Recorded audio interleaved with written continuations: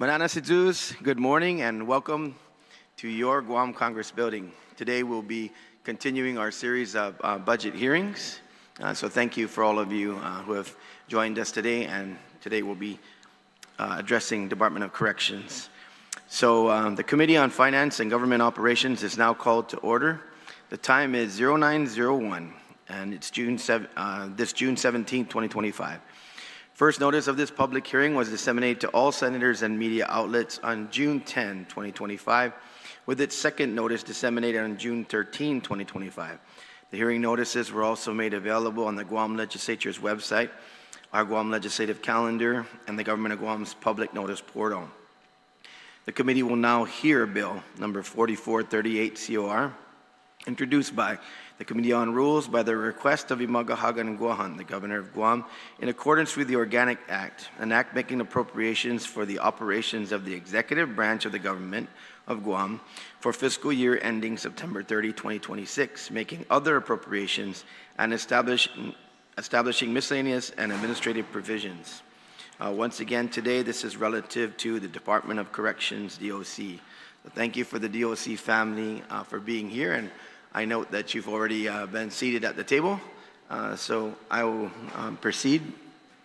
But before we begin, as is customary with budget hearings, we do have the swearing-in process as we'll be dealing with fiscal matters. So I ask you at this time to please rise and allow for the Sergeant-at-Arms to swear you in. Please raise your right hand. Under penalty of perjury, do you affirm that any and all information you provide today, whether it be verbally, electronically, and in writing, be the truth, the whole truth, and nothing but the truth? Yes. Mr. Chair, under oath, you may proceed. Thank you, Sarge. And also joining me today to assist with this hearing, Senator Sean Gumatauta, who just stepped out to take a phone call. Also Senator Tello Taidagui and Senator Sabrina Salas-Montanani. Thank you, Senators, for joining us this morning. Before we begin, I'd like to remind everyone in attendance of the Legislature Guåhan's general rules of conduct. Individuals testifying shall first be recognized by the chairperson before speaking and shall state their full name for record-keeping purposes. Questions and testimony shall be confined to the substance of and the nature of the bill on the agenda. Personal inferences to the character or motive of any senator or individual testifying are not permitted. The chairperson of the committee may order the removal from the hearing of any member of the Legislature Guåhan or public audience who fails to observe decorum pursuant to the 38 Guam Legislature standing rules. Any violation of this general rule of conduct will result in immediate removal from the public hearing room. With that, we will now proceed to hear testimony on Bill 4438 relative to the Department of Corrections. Also like to welcome Senator Burnett, who has joined us. So at this time, Chief, the format that I've been moving with during these budget hearings is I'll recognize you, Chief Berdalio, DOC Director, and then you can introduce your panel members and whether they'll be testifying or just in support of any questions that the committee may have. So, Chief, I recognize you at this time. Please state your name clearly for the record prior to providing any testimony for record-keeping purposes. At this time, Chief, you're recognized. Thank you. Good morning, Senators. My name is Fred E. Berdalio, Jr. I'm the Director of the Department of Corrections. With me here on the testify on our budget is our Administrative Service Officer, Roma Okada, and then I also have our Administrative Division Finance, Major Anton Uggan, who's with us. And we may have more of our staff come over as this budget process goes through. I want to read my testimony. Buenos and Hafade, Honorable Senator Chris Duenas, and also I'd like to say good morning, Senator Sabrina Montanani and Senator Sean Gumatauta, our oversight, Senator Chris Barnett, and Senator Tello Taidagui. I am providing testimony with the support of the management staff of the Department of Corrections for Bill 44-38 Corrections, an act making appropriations for the operation of the executive branch of the government of Guam for fiscal year ending September 30, 2026, making other appropriations and establishing miscellaneous and administrative provisions. I want to express my appreciation to you, Senator Duenas, to our Guam Legislature Oversight Chair, Senator Gumatauta, and the Guam Legislature's Office of Finance Budget for the opportunity to have discussions about the budget provisions pertaining to the Department of Corrections. I have attached here with a highlight of issues that were raised in our budget discussions. I have included some concerns and expectations that the management staff had and would be ready to share. Finally, I have included strategies we believe once adopted would be beneficial in terms of executing the budget plan. And therefore, we're now subject to any questions there, Senator Duenas. Thank you very much, Chief Bordallo. So are you going to express the concerns you might have at this point in time, or just wait for the question and answer? With the attachment, I can go ahead and read some of the highlights of attachment. Well, I'll start, just like I had indicated in the Office of Finance and Budget. Yeah, why don't we do that so the senators are prepared to ask you questions based on that as well. So please proceed. Okay, so the highest costs incurred by the Department of Corrections are inmate medical expenses. An increase in population of the Department of Corrections, the highest, of course, the pretrial inmates, numbering over 500, has increased the cost of health care at the Department of Corrections. Both medical and behavioral health care services are coordinated through a tri-MOU with Guam Memorial Hospital Authority and also the Guam Behavioral Health and Wellness. Department of Corrections Administrative Officer, as I said, is with me, Roma Okada. Her response in prioritizing the healthcare providers' payments is what she does. She takes care of those first before she starts to look at the bills and the payments for the Guam Memorial Hospital. Prior debt obligations and later supplemental requests are for shortfalls are what we always anticipate and expect, and that's why some of the conversations I've had with BBMR with Lester Carlson is to just keep him informed when any of those shortfalls are happening as we go through this fiscal year. DOC casework staff, we have them tapped to review the inmates' health insurance, because if they have Medicare, anything past 24 hours, we've been told, if they're hospitalized, may be covered by Medicare. We don't know how that might go with a lot of the issues that are happening nationwide. But that's one of the strategies we're using is to ensure that we take account of any pretrial inmate, including sentenced inmates, and what kind of health care insurance do they have right now. Another potential strategy is legislation, inmate co-payments of medical debts. That has been done in other jurisdictions in the states where they actually charge inmates co-payments. It have to go through some legislative process. Of course, the caveat to that is sometimes there's some legal challenges to that, right? But that was one thing that I wanted to mention. Our transportation costs for the court and medical are provided by Department of Corrections. And that's dependent on reliable, secure, functional vehicle transportation with security escort personnel. So that's we bear the cost of that. And I can just tell you right now, we average on a day, sometimes 60 to 80 transports going back and forth from Manila to the court, and then also to hospital runs or appointments or clinic runs. And this is, again, a wear and tear on our vehicles and our transportation, to include the personnel escorts that are needed to be with those inmates when they're having their medical appointments. The Department of Corrections is allowed from the new prison fund $1 million. That was discussed in the previous legislature appropriations to us. But there's potentially the other $4 million additionally for infrastructure renovations, security systems upgrade, security operation equipment, and vehicles, which we're utilizing the $1 million for, at least helping us out with some of those backups to do those security transports and supply runs also. The Department of Corrections, through discussions and advisement of the Department of Public Works, terminated negotiations with the bidder for the architectural, the A&E for a new prison at the cost of $60 million. We didn't have $60 million. I discussed that with OFB, that we didn't have that in the account to pay the A&E, and we were just advised by the DPW terminate negotiations, and we'll probably have to restart all over again if it comes down to re-evaluating the Modernization Act and what it calls for those deposits of $5 million every fiscal year. For the new prison funding, continuing authorization appropriations, as I mentioned here, is $5 million. We've anticipated Magaʹhågan restoration plan enacted with relocation of Magaʹhågan detention facility. What that translates to is that we've had members of the Magaʹhågan restoration plan have been appointed.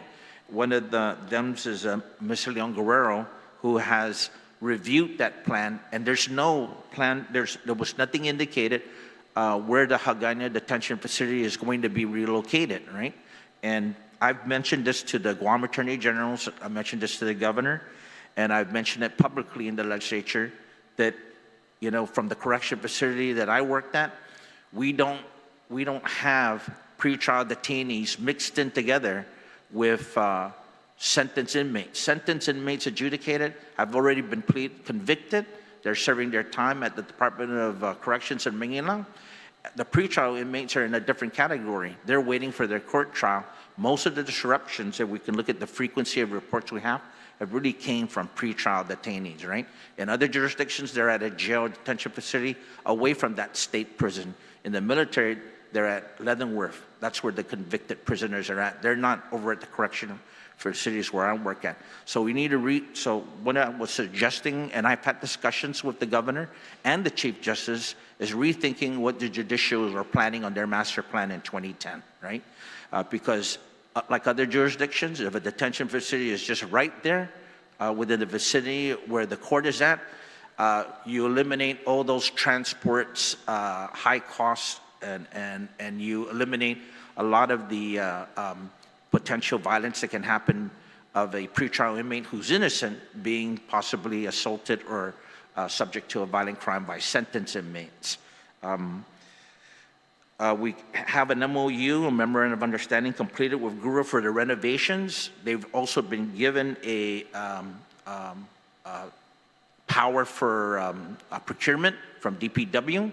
So actually today, they're going to be going to the Magaʹhågan detention facility and make an assessment there, but they're going to be working on the project where the domes are at, because the domes, as I had mentioned before in previous public hearings, some of the domes, I think 2 of them, or 3 of them out of the 4, the aircon systems are down. They've been down for a long time, and a lot of that is going to have to be done through a procurement process of invitation to bid process, and that's why Guåhan and their engineer, Sonny Perez, is really going to be really great in assisting us in that effort. Another thing is the water, power, electrical infrastructure improvements and sustainability. That's all going to be part of this Guåhan assisting us, but it is also a factor of what we are bearing right now in our budget and our costs. We had a situation, Magaʹhågan detention, where the parole office is at, where they had some leaks, and we requested from Guam Waterworks. They came down and they helped us out. Now they billed us for about $8,000 for that going there. But there have been other areas in the Department of Corrections in Magaʹhågan, the down correction facility, that it's so old up there, and the water system up there, we can probably be, raking in an expense and cost just for water leaks up there, thousands and thousands of dollars, right? And that's going to really amount and translate to a lot of work being done up there, especially if they're going to be doing renovations to really look at our water distribution up there in Magaʹhågan to fix some of those stuff, to reduce that water. Power, electrical, again, that came with the MOU. They'll be assessing our electrical stuff.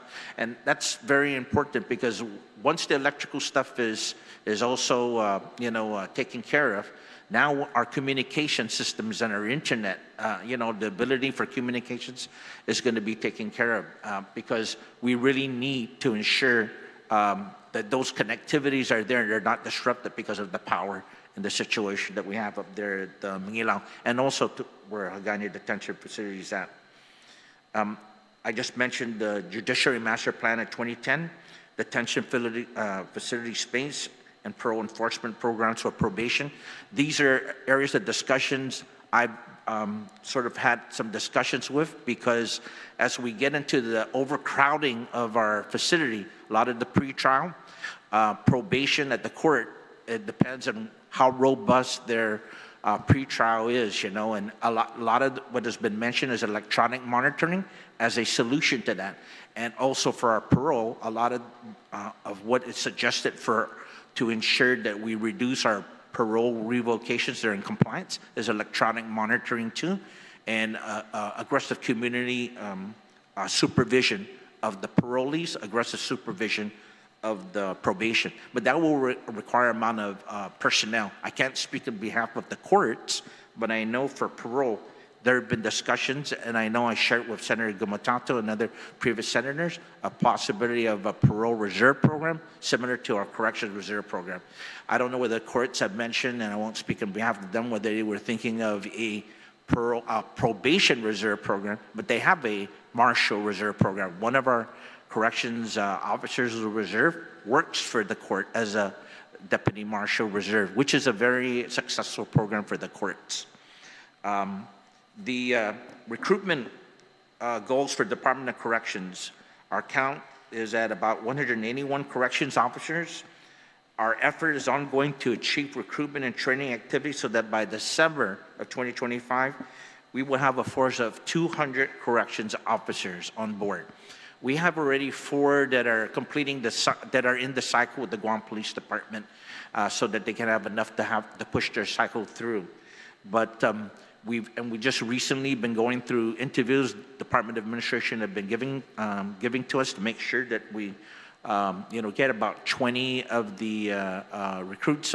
Major again can elaborate that, and Roma where we're at on that if there's any questions on that. But I believe the biggest thing about recruitment, because I came from not only a corrections background from the Marine Corps, I was also a recruiting officer for the Marines in Louisiana and served with the recruiting service. And the biggest thing about attracting individuals to come both in the corrections reserve program or in the corrections as a full-time is just what is the salary like, what's the pay like, right? And we started, and I'd like to thank the Guam Legislature and the governor, started giving the Department of Corrections the first 25% differential, and then a couple of other agencies started to get some of that too. But it is one of the things too, and it's a very, and I mention it here, it's about uniform pay disparity, for stipends, right?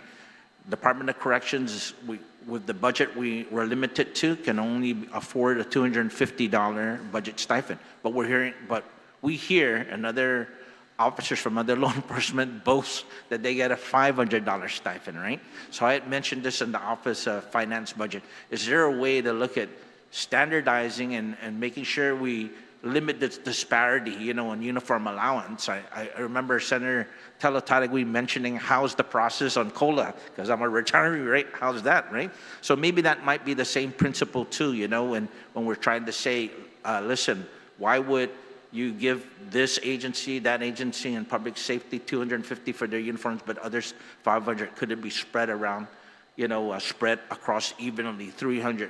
And that might, have a couple of other law enforcement agency officers who are used to $500 mad, but if we can give everyone $500, that would even be the best optimal. We can afford it for the budget.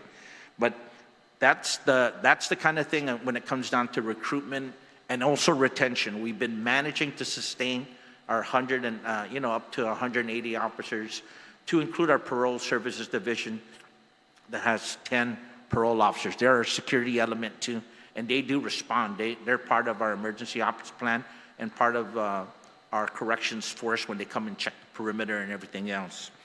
So that's basically a summary of all the different points. We had discussions with Office of Finance Budgeting for the Legislature, and then now it's subject to any questions that the senators have here today. Thank you.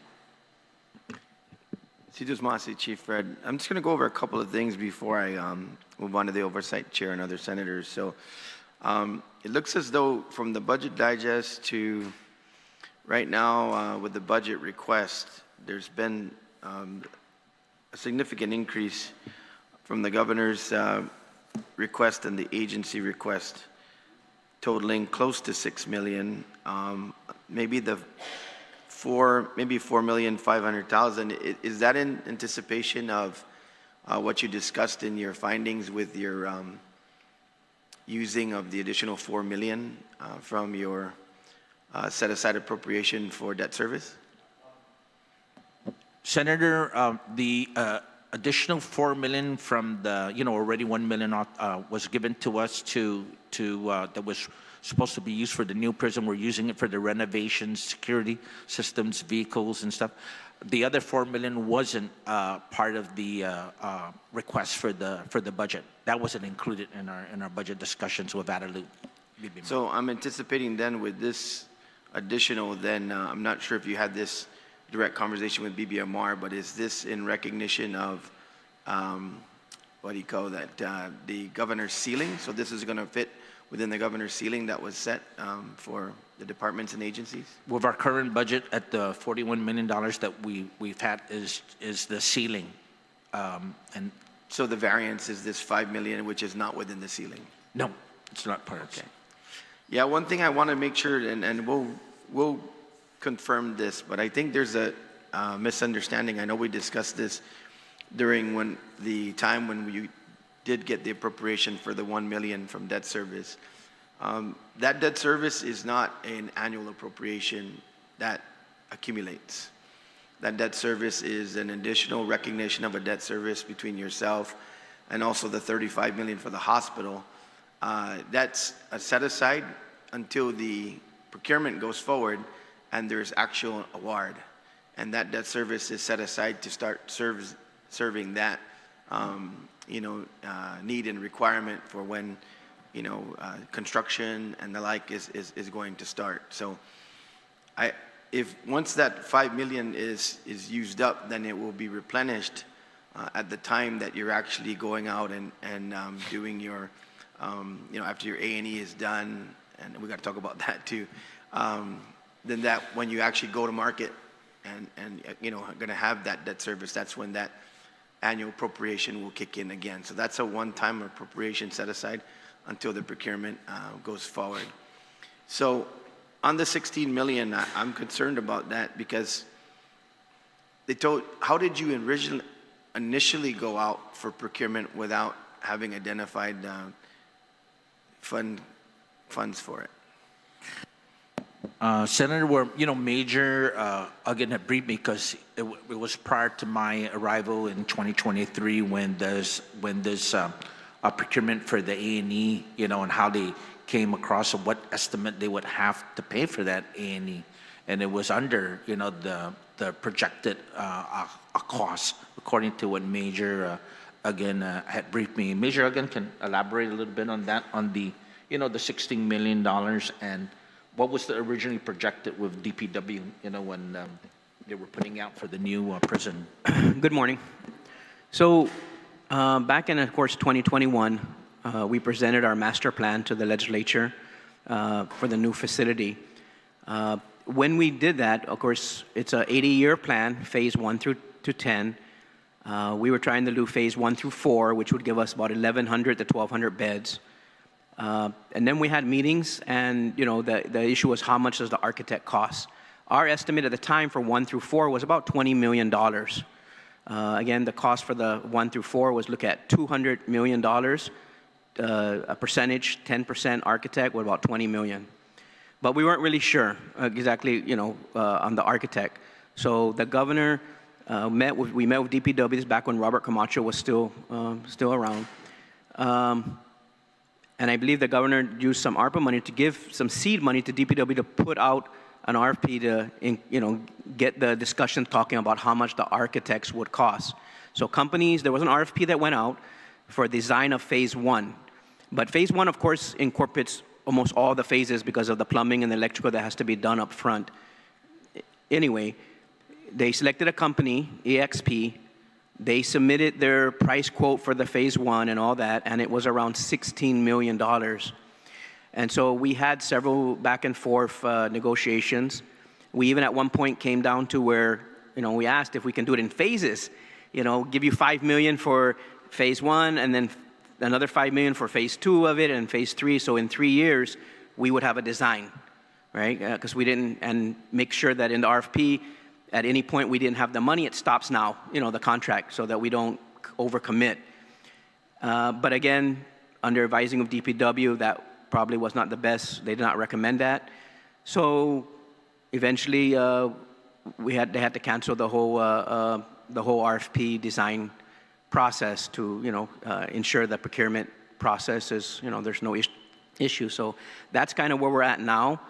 And in the event we do have some money to move forward, we would have to go back to DPW and go back to the drawing board and reissue an RFP again with whatever parameters, to hopefully make it a successful one next time. But that's, as we're looking at it, like I said, phase one could be easily about $16 million just to get a design. But for now, everything's kind of like standstill until we can figure out what would be the best route to go to move it forward. So that makes sense. So you weren't committing the 16 million. You No. were doing the RFP, and then DPW's managing this, and then the Yes. price tag came in, and it was like, okay, let's go ahead and cancel this. It was a little bit more than I guess everyone anticipated. Okay. And we were hoping at the first that, that $5 million that we got would be enough to at least get it going. But Kick it off, when the numbers came in, we're scratching our head like, okay, it's a little bit more than we thought, but, how can we move it forward? So maybe, Major, that, and I'm sure probably DPW will advise you to do this, maybe what you'll do then is go back and relook at your procurement and break it down yourself into phases and say, go out on procurement for phase one only. Yes, and I think that would be the quicker way, so that the $5 million the legislature gives us, we can secure it, commit it, do that, and then, we'll start having tangible work presented to us that everyone could look at, critique every along the way to make sure it's the right way, and by year 3, come up with a final design and everything that we can now have a good cost of what it will cost to actually build it. And that makes use of the $5 million. And even if we had the $15 million or $16 million right now, according to the architect, it will still take them about 3 years, even if all the money is put into the bank to just do it. So I think the phase approach would be more efficient. Yeah, that sounds, I mean, Yeah. you need to do this post-haste. So yeah, I think, Chief, maybe that's the best way to go back to the drawing board on this one. And I do agree on the $5 million when it comes for the debt service for the purposes of your going to A&E. I'm not concerned about the fact if we authorize from this legislature the first set aside for any operational needs that you have right now. And then, of course, once you're going to go to procurement, that's included with the fact that you're going to build the prison, and that $5 million, that's what the design was for, design and then debt service post that. So we can make that happen. But yeah, Chief, I think it's better to go back in there and, and see if you can reduce the scope and get it down to what you really need, get those additional beds in that first phase going. Like you said, Major, that's around maybe 1,000, 1,200 beds, correct, if it was phase one done? I mean, if we can do it, Senator, and get the 1,200 bed, that would be great. Okay. That would help us in everything from overtime to the current maintenance issues that we're having. As you know, all of you know, the facility is just old, and we're struggling just to keep it running with electrical and the plumbing and bed space. Obviously the bed space, but we are every day we are doing our best to what we can do to make it better. And so it's just a challenge. Sounds good. Okay, well, that's I know that's delving operational, but it deals with how we're going to have the funding for it, right? And understanding why this whole dynamic happened with DPW, and so that makes sense. That while you're going to spend the whole 16 million, you're going to have all 3 years for all 3 phases. It's better to just come back to the drawing board. Okay, I'm comfortable with that, Chief. You know what? I'm going to go ahead and have the other senators ask questions, and then come back to myself. So we're going to start out with the 10-minute clock, and I'll allow for follow-ups. So, Chairman, please proceed. Thank you, Mr. Chair, and again, thank you to DOC for all that you do in service to the people of Guam, and I do appreciate the input today and a logical, call it, extension of our recent discussions, and I do appreciate the time, and I still need to head up and visit you all at some point, and there's quite a number of things that we can do, and I think we just got to we just spend a little bit of time, I think that would be helpful, especially in this process. I just want to chat with you about a couple different things. If you can, let me start with the allotment reserve, if you will. What programs, equipment, and/or supplies and uniform personnel are impacted by BBMR's reservation of $9.2 million of DOC's FY2025 appropriations across the General Fund, Corrections Inmate Revolving Fund, and Safe Streets Fund as of March 31st, 2025? Senator, I'm going to go ahead and have Roma give some of the challenges of that revolving fund, because, you know, that also involves what has to be paid for, and it keys into the first thing about the high cost of the medical that is being used. Oh, we'll get to that, but I just Yep. let me just talk about your allotment reserve first. Yep. Well, we've always had a great relationship with Department of Administration, right, and the personnel specialists there when it comes down to, and with GSA too, coordinating with GSA. I've always had good relationship with Ed Burns and Lisa Fisher, who's not there anymore as a Deputy Director, Department of Administration. I think the biggest effect when it comes down to any changes, when it comes down to what kind of policy Department of Administration is giving, when it comes down to allotments, can affect and impact our department, especially because we're a critical agency when our needs are really important when it comes down to a situation with a vehicle breakdown, or with the recruitment, or with just giving an example, with a recent Civil Service Commission ruling that we have to pay back prior debt obligations for, we have to pay back obligations for individuals who win their civil service case. Our budget, when it comes down to all those categories within our budget, it's going to be affected by that, Senator. Okay, so I'll ask again. So, any issues? Are you able to access those monies? Are you been working with them when you have a concern? And as I said, Roma, who has come on board, has a good relationship. She's our personnel officer, has already retired from the department, but she's now taking some of those duties, and she's looking at some of the things when it comes down to freeing up what we can find, and coordinating with BBMR what we can free from our accounts. No, I got it, Chief. Let me ask Roma. Roma, are you having any issues? No issues. Okay, thank you. That's what I was trying to get to. Yeah. No is Can I ask you what portion of your 2024 general fund appropriations were carried into 2025, and what expenses were covered by that funding source? Good morning. So we don't actually have any that was carried over besides the supplemental for the recruitment cycle. But of course, that's a special fund that we can't just touch. So right now, BBMR is assisting me with trying to release the previous recruit cycle as well. But he has to justify how he can release it to us with the shortfalls of fiscal year 24. All right, thanks, Roma. Let's talk a little bit about I know that the chairman alluded to the DOC facility, and actually your interpretation, I believe, Mr. Chair, is correct. I mean, there's a lot more work to be done relative to it, but I just spent a little bit of time, and I'll just ask first for the record. So outside of what we just heard today, what portion of your funding for a new facility has been spent to date pursuant to Public Law 37-144, and what efforts, if any, have been made to restore funding, allowing the agency to maintain resources for a new facility? So where are you at on the design and the construction? I know we mentioned a canceled A&E, but where are you at right now?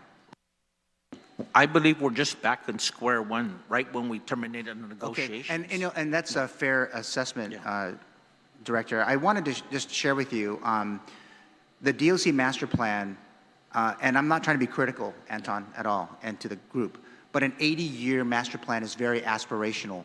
I had a chance to look, and if you haven't, the jail design guide that's put out by the National Institute of Corrections that was last published in March of 2011, they mentioned that 10 and 20-year master plans are probably more appropriate. My experience of the judiciary would probably help me to back that up. And in those 10 and 20-year plans, giving 5-year updates along the way. Obviously, it has to do with a lot of national prison standards, Prison Rape and Elimination Act, all the things that you guys are coming here and trying to protect, not only yourselves, but the inmates.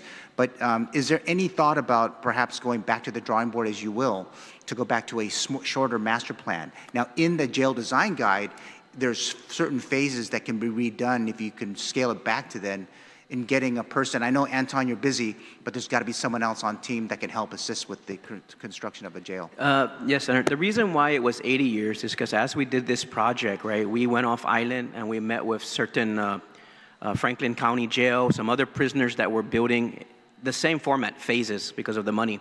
So when we did the 80-year, we're mostly because of the buildings. We're talking about putting buildings, and a lot of it had to do with the layout of our land.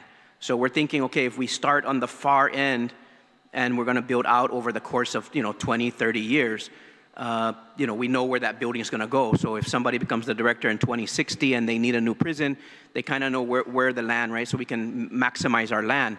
But we already knew in the beginning, even doing that 80-year, like you said, is that things change. Technology changes, philosophies change, all kinds of things. So our master plan is actually a living plan. All the numbers and everything that we did for 80 years, projections, 4% population growth and all those, those are all there, but it can change. And so when we build with a new prison, let's say we do get a architect company now come in and we're designing and we sit down, they're going to take our master plan and they'll probably say, well, we like that, but this is the latest technology. What do you think of this? And so we understand that's okay, we like this, but now that you're mentioning that, we might want to go there too. So we understand that there will be some adjustments from the time an architect to a time the construction, it changes, modifications, things like that. So, but again, the reason why the 80 was mostly because of to try to make sure we space out the land, because we know we're not going to get no land anywhere else, and I didn't want to go fight with the neighbors on anything. But we can change it, sir. I have it in Word document, everything. I have the whole master plan in Word. I have a PDF, I have everything, so when we sit down with in the future, if we need to sit down and revise it, in fact, I was talking to the director, that's one of the things probably in the future they're going to ask us is, have you updated your master plan? And so we're prepared for that. Like I said, I have everything in Word. We just got to go in there and redo the numbers and look at what's changed. And if we never have to get there, then because of other changes in the community, and so drug use is down, crime is down, and we decide, well, we don't really need that big of a prison. Okay, then we stop. That's why it's in phases. And Anton, that's a good point, because I think that if you look at the National Institute of Corrections, their guide, it talks about the planning side, and it's so much work that goes into the planning that you're not even touching a construction until that planning document has been done. But I would love to come back and talk with you guys more about that when I do visit. If I can move on, the total appropriations, as the chairman mentioned, for DOC is continuing to increase. We've seen that you guys are looking for an additional $545,000 to cover some of the costs of the care and custody of prisoners that are confined, especially on the federal side. When we look at your employees, the population, your request for breakfast, lunch, dinner, over $5 million, 5.1 to be exact. What ideas have been put forward to help reduce the cost of incarcerating individuals, including implementing the Prison Industries Act and other programs for inmates to engage in activities, including farming, as a way to generate food for themselves on the prison today? Thank you. One of the things that we have Sarah Netadok, who's our program director and who's been working very closely with our case service workers and with other of our partners, public health. One of the things I mentioned here, looking even at the medical costs, what kind of health insurance, Medicaid, could any of these inmates enroll in Medicaid? Hey, don't get excited. Right? We're going to talk about that in a second. Okay. But let's talk about these things with the prison industries. Prison education, we just recently had a conference up there at Guam Community College, I think last month, with the that the higher prisoners, you know, in their education, the more or less likely they'll be violent. So the Vera Institute of Justice was, and it was hosted by Guam Community College. Take a look at online programs or any kind of programs to get the inmates back into education. Our RSAT program, our Residential Substance Treatment program, also is very robust when it comes down to helping individuals, because over 80% of our inmates are addicted to drugs. So how about the food side, Chief? I mean, to feed them I mean, we're talking about other rehabilitation programs, but what about feeding? Feeding our inmates. Yeah, right now we have, it used to be, before, I used to remember because I was GPD assigned to Rosado Detention Facility, they had a galley. And I toured Saipan's facility, they have a galley, right? And but the thing is from the explanation I was given, it was so costly just to try and maintain a galley for the inmates. So our vendor, and that's another thing by contract, provides the food services to the inmates, right? So that we don't have a galley where there could have been possibility while inmates are helping and assisting at the galley, they can get into any kind of culinary kind of training and stuff like that. But GCC, you know, the trades, and even the trades, they've also communicated to us, you know, potential, you know, what we can do. But we're always talking about these adjudicated prisoners, not the 500 pre-trial, but the adjudicated prisoners. Right, and so when we think about like farming as a way to kind of get them a skill set, I mean, that's not saying that that's not a good thing, but they can grow it, they can give it to whoever's the vendor, and it'll always go back to the prison. That'll reduce the cost of, say, per meal. But I throw it out there as more of a, to kind of try to engage you relative to this. If I could, let's talk now about the clinic, if we can. What percentage of your DOC population of the nearly 900 inmates and detainees are treated on a weekly basis by GMHA employees through the DOC clinic, according to GMHA, which includes 27 medical personnel, including a physician, staff nurses, LPNs, and medical records clerks? Yeah, we according to, again, I was brief, you know, that we're paying, you know, a lot of our costs for our medical. We're paying for the staff of GMH being up there at Department of Corrections, and the MOU, you know, they're supposed to provide a service. We have only one doctor, Dr. Anderson, up there, right? But a lot of what eats up into the medical costs is when you have a person like we had an inmate who was hospitalized dialysis and for a long time racking up the bills, right? And wasn't insured, right? And the Department of Corrections had to eat up a lot of that. And Chief, maybe I can ask, but I guess what percentage are treated weekly? Can anyone answer how many?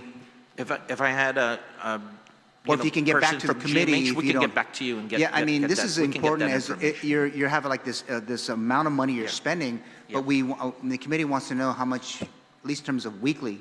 Yeah. And your staff is like doing air numbers. But yeah, so Senator, so the way the sick call works, right, is inmates put in a request, sick call. The nurses go around every day, check all the boxes, triage it, and the doctor is there 40 hours a week, Dr. Anderson. He's in Manilao, and then I believe on Tuesdays or Thursdays he's in Agaña. So probably on a good week, you know, he's probably seeing more than 100 or so prisoners. And then there's follow-ups and things like that. But we will get I'll get with Ms. Pauline and we'll get the exact numbers for you of the sick calls. Yeah, exactly, Anton. I think the amount of sick calls, or what are they treating? Is it a scratch? Is it a headache?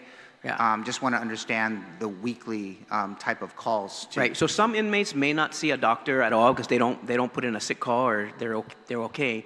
But they do, for example, when they get booked and confined, if they're there more than 14 days, by the 14th day, they're having a complete medical assessment, like a physical, right, where they're looking at all of that. So some of them, if they come there like 2 or 3 days, they'll get initial screening, and then they may not see the doctor all day, and then they're getting released from jail, you know.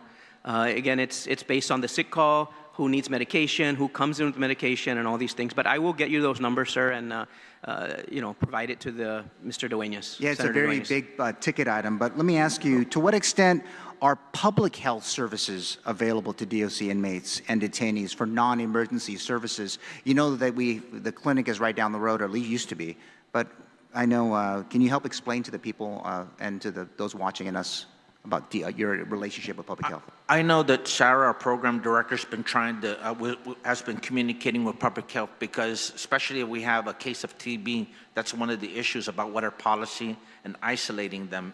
And the most of interaction with public health is before I came on board, and that was during the COVID, when they had to come over and coordinate with Department of Corrections to ensure that COVID spread didn't take place within the Department of Corrections. And when I think of public health, I think of them a little bit more, I mean, they're not as expensive in terms of the GMH bill is so big, and they can get there. That's why, I mean, I asked that in the pre-budget meetings, and I asked you today. Yeah. I mean, I think that when we look at the relationship, I mean, we just got to find a way to get them involved somehow. Yeah, yes, because they have an office of Medicaid too, where we wanted to ask them questions about that too. Okay, I only have one more question, Mr. Chair. This is relative to your prior year obligations. What assistance, if any, has been offered by the Office of the Governor of Guam to settle $7,042,950.96 in prior year obligations as of September 30, 2023? This goes back a bit. And is the government potentially liable for any interest payments for the period these payments remain outstanding? So this goes back a bit ways.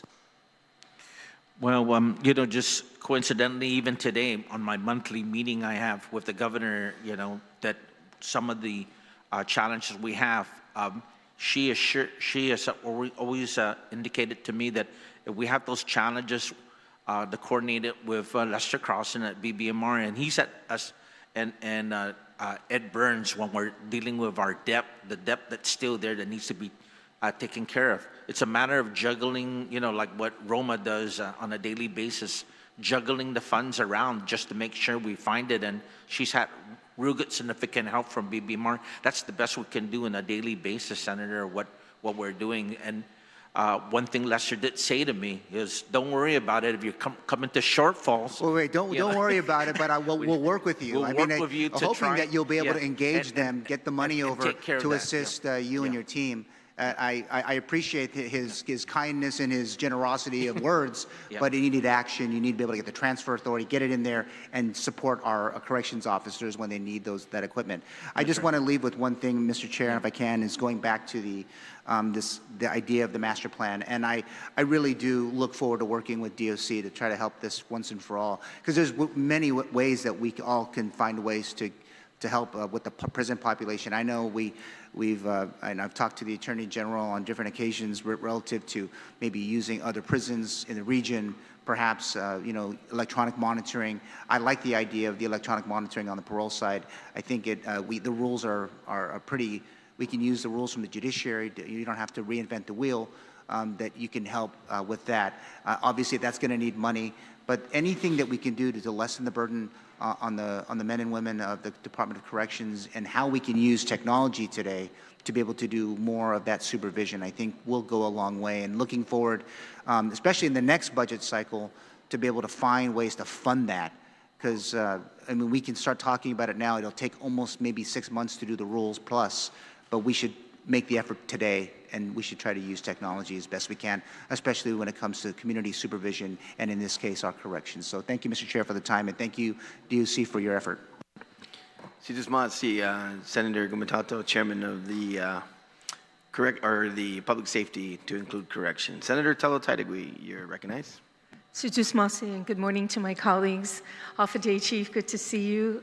Ms. Okada, right? It's Okada. And of course, Major Anton, good morning to you. And of course, your staff that's here. Thank you so much for all your hard work. I'm still trying to put my head around this, because, you know, it's shocking when we get budgets that are brought to us and we're finding that it's like significantly lower than the prior year budget that was provided. And right now I'm seeing here that it's significant by $4.5 million, and I think they were trying to explain to me what or explain earlier why that was such a huge difference. Can you once again kind of explain that? Because I'm still looking at this and showing that it's $4.5 million less than what you requested. In FY25, you have 45.9 million, and then now you're asking for FY26, 41.3 million. Thank you, Senator. Because yeah, I'm looking at this, the $41 million, but it was the $41 million that we have here. But on previous times, we've previous times we've had a little bit of every time. It's always that we want more. Every single fiscal year that the costs have gone up, especially with an increase of inmates here. And one of the things we hope as we go through the budget process here, that we're on this budget fiscal year that we have with the budget that that we're given, is that I set expectations are that we're going to have some shortfalls, right? And a lot of it is going to possibly be in the medical side. If we continue to increase inmate confinement, and the population increases, because there was even a trend showing that we were fluctuating up to 950. If it ever goes to 1,000 inmates, we don't have the space and capacity for that. We have to find ways to reduce that cost, and some of that translates to reducing the clients that we have at Department of Corrections. Yeah, I see. Yeah. But I still doesn't tell me why you've only asked for 41.3 million versus what you received last year at 45. You have an increase of inmates down there, and I know there's a lot of issues that you have down at DOC that needs funding. Yeah, I know on it showed on our FY25 authorized level of 40,000,052. 45. I'm showing 45.9. Okay. Do you have the same one like this? Maybe that might be helpful. Can we put a pause on the clock and see if they can, yeah. Where's that? And if they can get one of these, yeah. Yeah. Chief, I think there's one coming your way right now, what I'm looking at here.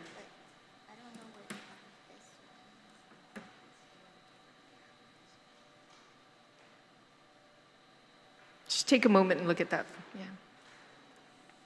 And have and have Ms. Okada see that too. Hmm? Oh, okay.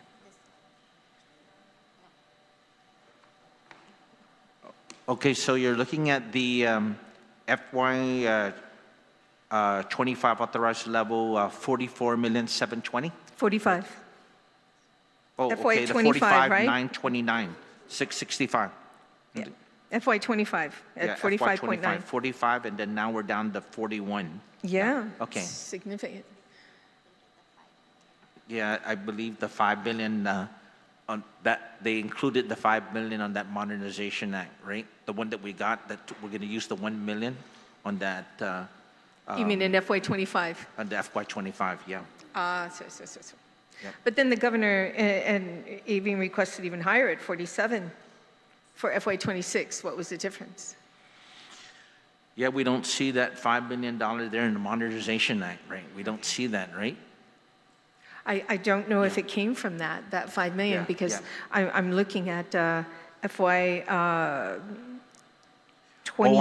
All I know is that when you go from 45 million to 41, it is a reduction, and that's easy to observe. And with any kind of reduction on our budget, if the expectation is to live within the means of 41, I can just tell you that, and I'll be honest and frank, we're going to have shortfalls before this fiscal year ends. And we're going to be asking for supplemental requests here before the legislature. Yeah, I see that. Well, speaking of supplemental requests, I believe there was a bill that was passed, Bill 368-37 for $1 million. We tried to give you that $5 million, but can you, okay, there's some explanation going on. Maybe that's something interesting. Stand by. Ms. Okada, I guess, you know, OFB had mentioned something to you. Is there anything you want to share? Are you reading this correctly, that you did this $5 million shortfall that compared to last year is strictly for the building? So it's, if you look in the fiscal year 26 governor's request, the $5 million is included in that one. And that's strictly for the building of the new facility? Yes. FY24, you received $35.8 million, and then you received in FY25 $45.9. What was that attributed to? That additional? That's $10 million more, so a little over 10 million, maybe 11 million. This was for which one? If you look at FY24, it was 30.8 million. And then in FY25, current year now is 45.9 million. That's over $10 million, almost 11 million. What did you utilize that funding for? Overall in our budget, I mean, the majority of it is on personal costs, you know. I believe during this time also, we've had cycle, you know, I think recently, I think it was the 32 graduating, right, and we're undergoing training. And so to the credit of the previous director, Joe Carbolito, they were in the business of recruiting and ensuring that we had, you know, a cycle, a graduate when I came in 2023, on August of 2023. So a lot of it is, majority of course, as a line agency, to cover the 25%, it was to cover the increase in salary, was to cover the recruitment. Most of it is personal costs. Yeah, right, personal costs. So 10 million, it was personal cost. Okay, so if you're going over to FY26, the requested amount at 41, yeah, you are going to have a shortfall. Yeah. So yeah, earlier I heard you speaking that there was a cap. Chief, can you tell me what did you mean by there was a cap when you submitted your budget? When we, of course, you know, and I'm just going to say this, that Roma shared, you know, recently when we were discussing our budget, she really wished we had $50 million. And I said, oh, you know, and she said that, $50 million. And I said, well, guess what, you know, as we submit our budget requests and it's reviewed up there by BBMR, they're looking at the other law enforcement agencies too, right? We're in the public safety thing, right? We got ours, you know, it's lower than the Guam Police Department, you know, and I used to be the chief of police for the Guam Police Department. I get that, you know, Guam Police Department gets $60 million while we get the $41 million. We're not in any competition because we're on the same page of keeping the people of Guam safe, right? Clearly understand. It's just that the powers that be, you know, say that you can run and operate a prison and jail at the same time, because that's what we're doing with the budget that we have. And kudos to my staff and the corrections officers grinding every single day. They know that, you know, we're fighting for them to try and get as much. And the senators like yourself and senators here who hear this, as the budget process goes on, may be able to take a look and say, hey, you know, if there are some fundings that are identified, because I believe that's the philosophy too also of Governor Liu and Josh Norrie. If there's funding, you know, and it doesn't jeopardize, you know, and break well, the bank. Chief, may I make a recommendation to take the advice of your ASO, Ms. Okada, and ask for the $50 million. Yeah. This reminds me of GMH. Yeah. You know, they would come to us, and it was way below what they really needed at the hospital, and they got in so much trouble. And we kept telling them, come to us with what you really need. You know, there should be no cap given to you. You're the ones that are running DOC, you know, at all, and you know what it needs to be to stay on top of it, because the last thing we need to see is a receivership of DOC, which is really on the cliff of that happening, considering your inmates, their conditions. several suits that have been going on by prison inmates against the department, there's going to be an issue. Of course, there's always been a big problem with the medical side of DOC and the importance of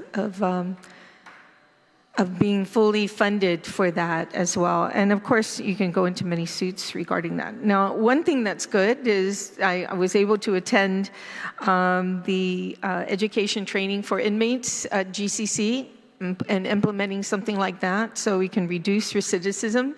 And we're seeing a lot of people coming back to DOC, repeat offenders constantly. And I think a program like that is going to need some funding.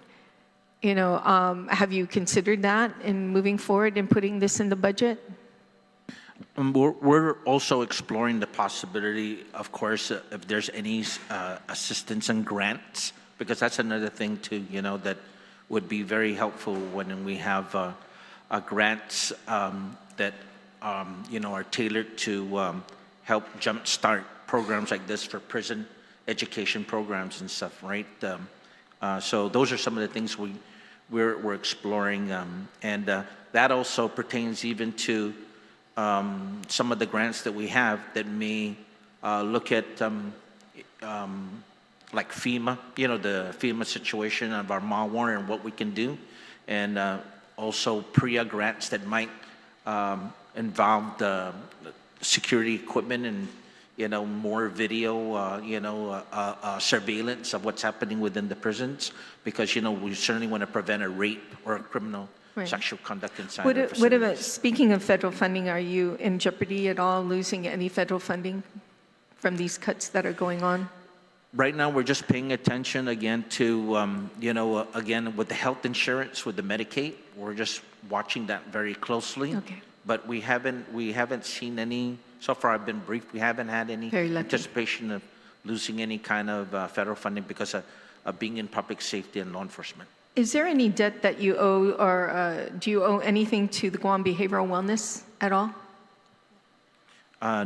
According to what I've been briefed now, just no, we don't owe anything to Guam Behavioral Wellness. Do you deal with Guam Behavioral Wellness with your inmates at all? I mean, do you have a psychiatrist that comes to? And is it out of Guam Behavioral Wellness, or is it out of GMH? On the wellness, we have an annex there for their clients, and they frequently would offer some assistance, especially when it comes down to, and I've went on public that the prisons and jails have the highest suicide rate. So they are certainly a good asset that can collaborate with our case service social workers, correctional social workers, and looking at what we could do to. And not only just for the inmates, to behavioral health and wellness have also been a very asset to any of our corrections officers, because that was my next question. 12 hours.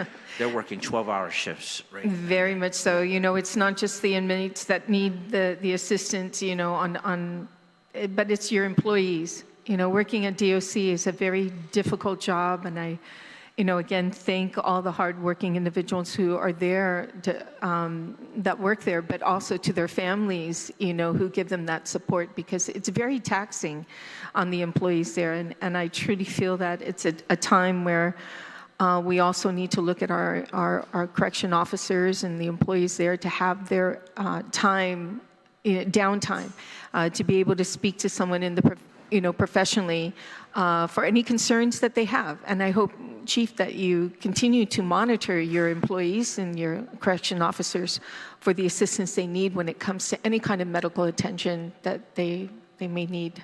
Okay, so I just want to make sure that that's good. Your Guam Behavioral Wellness section or psychiatrist is fully paid. We don't want to lose that. The other one is, okay, so back to that one question I was going to ask you about the $1 million that Bill 368-37 that was passed by the legislature. Have you received that funding? It was last year, and what did you use that funding for?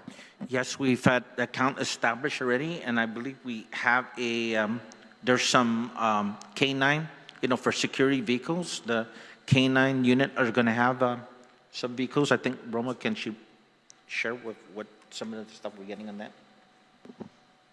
So we've spent about $300,000 and that's purchasing about 5 vehicles, using the rest for infrastructure on like plumbing and hardware. Also preparing the dogs' living shelter. You have canine there. Are these, you didn't purchase any canine, you just the shelter area infrastructure for these, for the dogs, right? Yes, these are the canine from Customs. I believe it's the opioid. Yeah, the opioid. So you received some. I know that 9 was given to it was Customs, and then so you received as well. Yes, we're going to get 2 more. So we have a total of 4. 4 total, and the money that you spent it on was for the facility of these canines, correct? Yes. Okay. What about veterinarian costs, food and everything like that? Is that incorporated into, because this is, well, is it incorporated into your budget? For fiscal year 26, yes, I incorporated it already. What part, if you look at this blue sheet that was given to you, can you show me where you incorporated that at? What area? Oh, I put everything in under the director's office, contractual, and, well, it's probably not here, but Okay.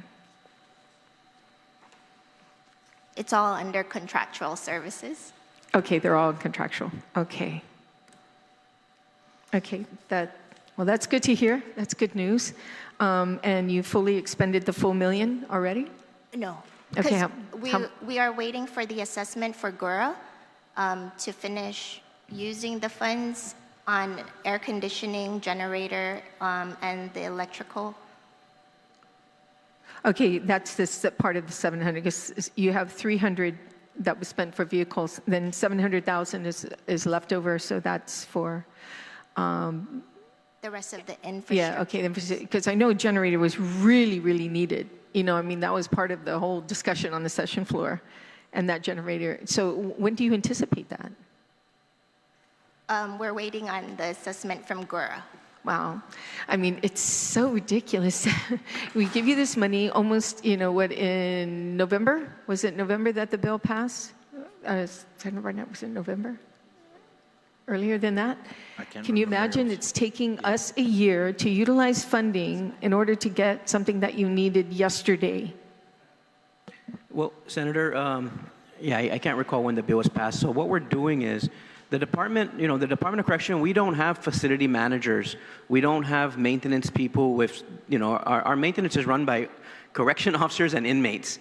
And that's been like that for 20, 30 years. I mean, you know, so what we're trying to do to maximize the money is we want to make sure when we do these repairs, we do it the right way. We don't do it half-assed and then it breaks again. So we reached out, the director, Ms. Nederdog, reached out to Guåhan, and you know, Mr. Sonny Paris over there, and they're willing to help us, and we do a MOU with them. Of course, it's not free. They're going to charge us some money costs to do it, but they're going to come in with their facilities managers people, their electricians, their carpenter, all their, you know, because he's a engineer. And they're going to look at our facility and they're going to evaluate it as far as electrical and the plumbing and all these things. They're going to help us put together the scope of work that needs to be done. And we've already got the delegation of authority from DPW to Guåhan, and we're going to go through their procurement process and use their team to help us. Because like for the domes, you know, the air cons are the 45-ton air cons, but Mr. Paris told us that if you put a 40-ton air con in here, 3 to 6 months, it's going to break because your entire electrical systems going up to the domes all need to be upgraded. And, you know, we don't have the skills, I don't have the skills to do the scope of work of what exactly needs to be done. So that's why we partner with them. And in fact, like the director said, they're supposed to be going down to Agana today, and they're going to make assessments, and, you know, we're going to have some meetings. And then we're going to prioritize and say, okay, what's the prioritize? Do we do the plumbing, the electrical, before we get into the aircon? Then they're going to do Manilao, and then again, we'll sit down and we'll have that meeting.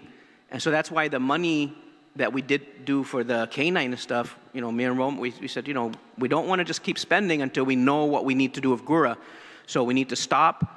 Let's get the Guåhan stuff. Let's get all that work, scope of work. Let's get it, you know, and then we'll move from there. So we do, like I said, we are moving forward. The MOU signed, and we're just going to have to sit down with them and hammer out all the details. So, you know, we are working on that. And I want to spend all the money to do everything. Electrical, plumbing, because as much as I need a new facility, the reality is I got to keep what I have running. And so we have to do all those things to the generators. They're going to help us with the generators and the scope of work and everything there. So we have that MOU, and you know, we can share that with Senator Dueñas if you guys like, so you can see how they're going to help us this.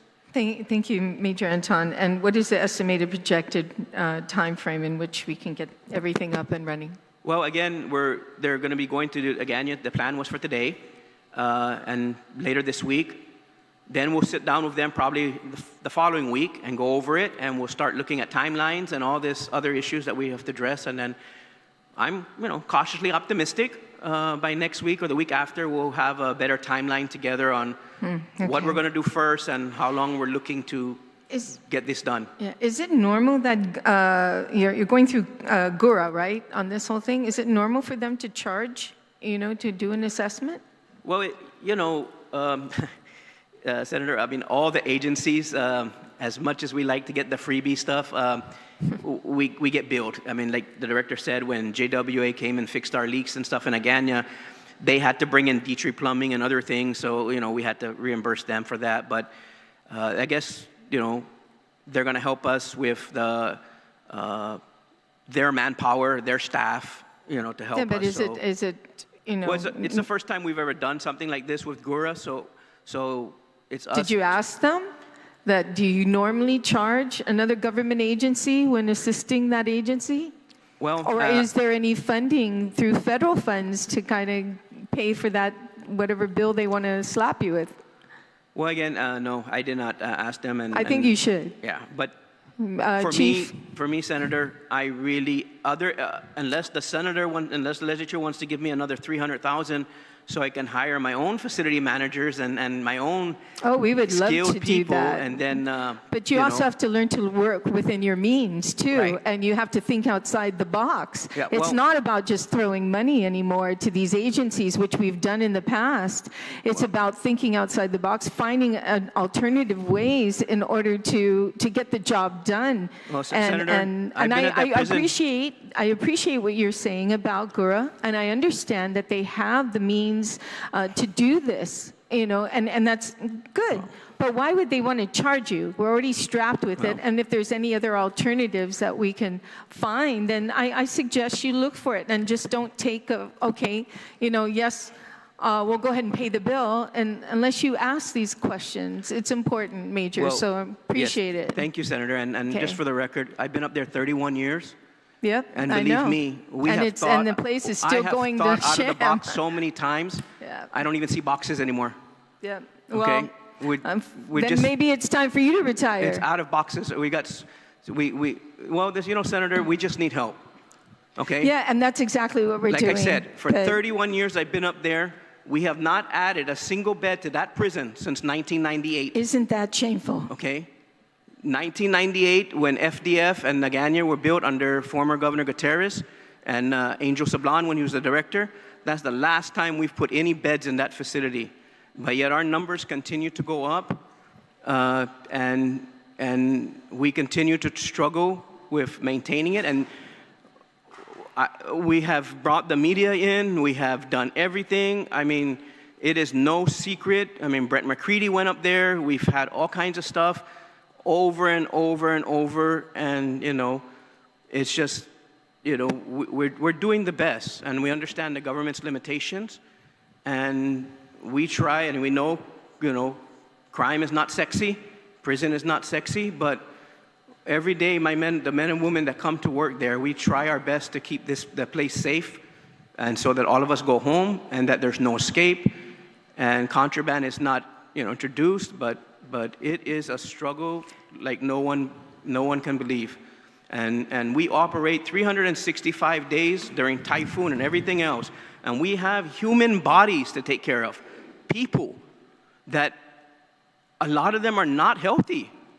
Okay? They are not in there, in that prison, for singing loud at church, as the former warden would say it. They're there for some really, really, really bad crimes. Senator, Senator, I'll ask Guru if we can reduce the payment for Senator Thank you, I Perez's, appreciate it. And you, thank you, assistance with us Chief. Major further. Anton, Thank you have done what the best you can, and that's all that we're asking for. That's all we can ask for, is for you to do your best. Unfortunately, the prison has been in so many situations of going under receivership. Maybe that's the case because we know it's not your issue. This issue goes as far as administration from providing the things that you need. This administration has done nothing to help DOC, the way I see it. All they've done is just hired in individuals to, collect a paycheck in certain circumstances, while your hard individual working staff that have been there with the qualifications for years continue to be frustrated with this administration for not getting DOC up to what's considered safe. And no, I disagree. Safety, you're saying it's not sexy? I'm lost for words. It's the #1 priority next to education and healthcare is safety. It should be given the attention it needs. It should be given the funding. But it's not your fault. It's this administration's fault. They know this has been a problem for years, and yet they have done nothing. So that's my concern. And every chance that you get, thinking outside the box, doing what you can, that tells me you're doing your very best. And that's all I'm asking. Please, continue to do your very best. And Ms. Okada, you convinced the chief to ask for $50 million. Even if he has to stay back, you go up there. So my time is up. But thank you so much for all your hard work. Thank you. So for the balance of those that are going to be asking questions, again, I got a clarification from OFB. So go ahead and look at your spreadsheet so we'll be clear. So in fiscal year 2024, the expenditures encumbrances were basically $35,900,000. Please follow along, the DOC folks on the panel.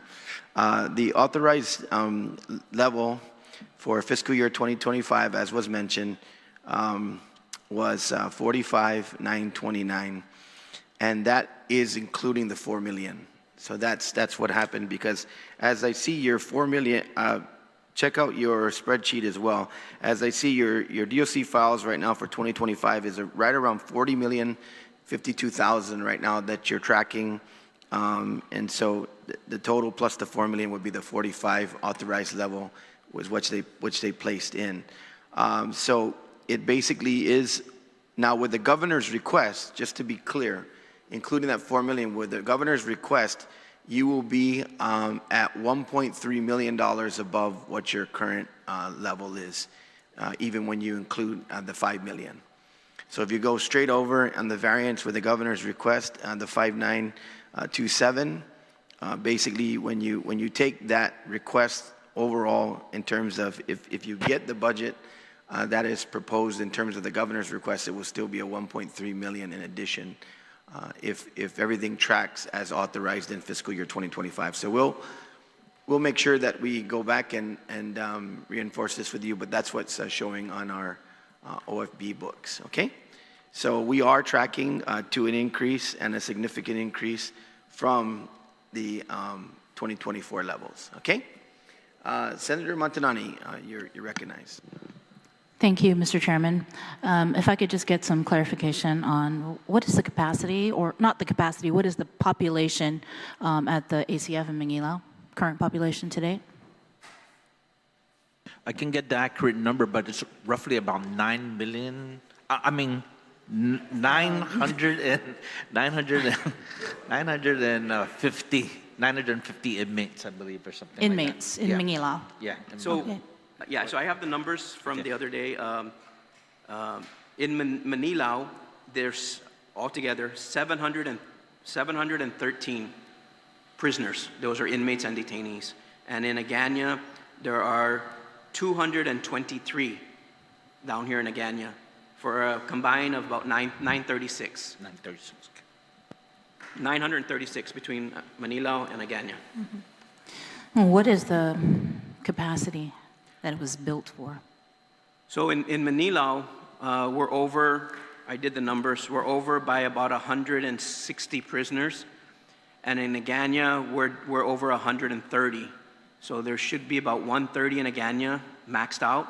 We're at 223, so we're about 130 over there. So, and that's based on the beds and the number of cells and the number of beds that are in there, the design capacity, as you will call it. Right? So that's kind of where we're at now. Okay. What's the current officer to inmate ratio? Well, ma'am, it depends in Manila. So in Manila, we have 17 housing units, and each housing unit has a different officer to inmate ratio based on the type of prisoners that are there. For example, minimum in, we would have 40 prisoners and 1 officer. But if you're at post 6, where there's 48 inmates, and they're hard-headed inmates, they're not the, right? And there's supposed to be 2, that's a ratio of 9 to 1. Should be 9 to 1 inmates to 1 officer, but it's kind of all over the map. It just depends, ma'am, on what housing unit you are in for the day, because again, ratio can determine the nature of the housing unit, how inmates are, like medium, post-16, not non-violent, but they usually play well with either others. They're on a work assignment, their work detail, so usually 1 officer, and there's 80 inmates up there. 1 officer would be not ideal, but that's usually the daily operation of 1 officer to 80. At post 17, where there's 60, almost 70 inmates, there's probably about 1 officer. That's admin seg, PC status. And then over at post 18, we have about 70 inmates to 1 officer. So generally, I guess I can see the numbers you're saying is probably 1 to 70, I guess. Now, how does that compare to national standards? Well, again, a lot of it, ma'am, it depends, Senator, it depends on the type of the facility you are having. So when we visit Camden City Jail, for example, there were 580 prisoners and only 7 officers on duty because of the design of the building and the cameras and all the technology that was put into the building, that it was very efficient. He only had 7 officers on duty. I mean, I almost like, wow, 7 officers. So it just depends on the type of facility. It varies from facility right, but from this city. is in Kansas. This is that Guam, was in Michigan. Oh, Michigan. And then in Fulton County, Fulton, where they're building their big jail, they're going to have 1 to 2 officers for 200 prisoners. But again, they're making use of camera systems and all these other technology that was put into their new building, that it was very efficient for them to have minimum officers. And then in their max unit, they'll have 3 to 4 officers for a little bit more. But it just really depends, Senator, on what you're comparing it to as far as another facility. But I mean, ideally, we have our own staffing. Each housing has a staffing minimum manning requirement that we have developed that we would, in best case scenario, like to follow. But that would require us to have 350 officers. Let's put the bottom line. If I was to man that facility, Manila and Agaña, based on our current standard operating procedures and having an officer in all those posts that we've identified, including the perimeter, all the different posts out there, I would need 350 officers. And that is using a formula from the National Institute of Corrections called staffing analysis, or called network hours, where it's a formula where you base how many manpower hours for a particular post, right? That will be 350 if everything was perfect. We have 181, and that is from the warden down.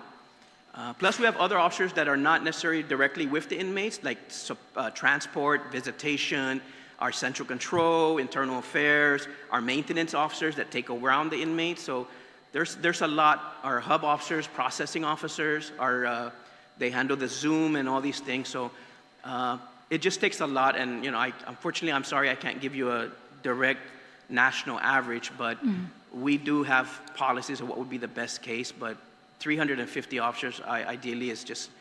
I've never seen that. I don't think we've ever reached that much.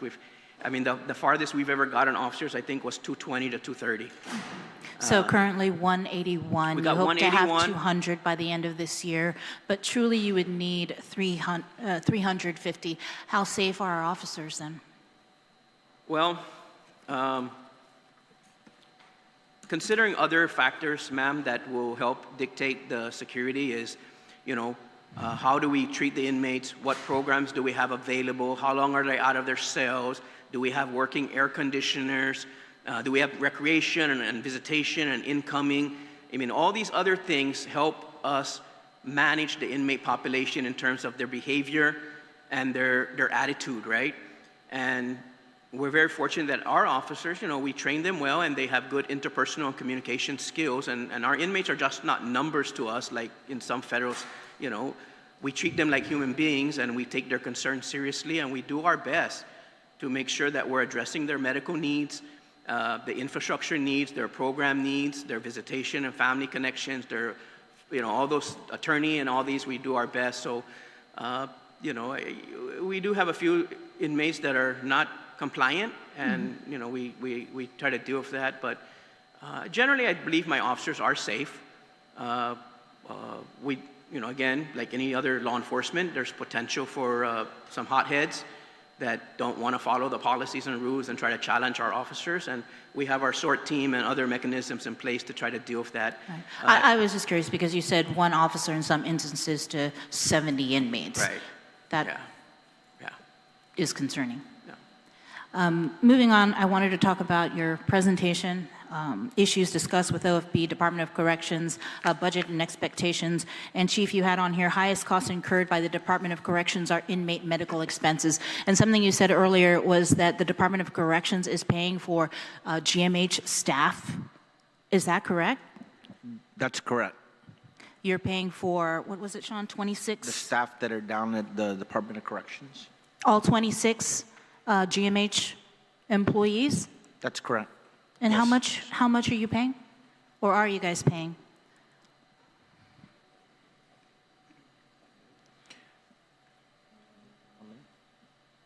Because it would be interesting to see if GMH is also paying these same employees. What's the estimate ballpark figure?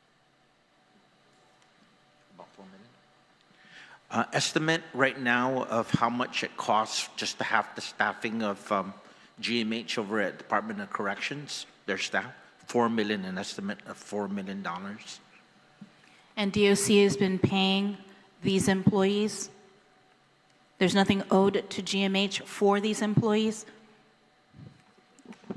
So this is part of the MOU that we have with GMH. We have a memorandum Right, of I understanding. see that. Is So- that a new so- MOU, or is this recently when I- signed, or this has been in place for years? When I got there, it's been in place, separate memorandum of understandings between behavioral and GMH, but then we converged it into one tri-MOU, but it's the same provisions that the monies, the agreement that Department of Corrections has is that the staff, the costs we're going to bear the cost of the staff and the services that the Guam Memorial Hospital has when they're on, like their nurse is down there at the Hagania detention examining a pretrial detainee. We're going to be paying for those services. So you pay for the medical care, the staff. Do you also pay for supplies? According to, the brief I got from, we're paying for their supplies actually. Even there was even a case where they're saying we have to get oxygen, refill, for those inmates that might need oxygen tanks and stuff like that. So this tri-MOU also with Guam Behavioral Health and Wellness Center, I think it was my colleague Senator Tello Taidagui who asked about Guam Behavioral, and you guys mentioned that you don't pay anything? Yeah, I'm sorry, may I? Let me give you some, historical here. So around 2015,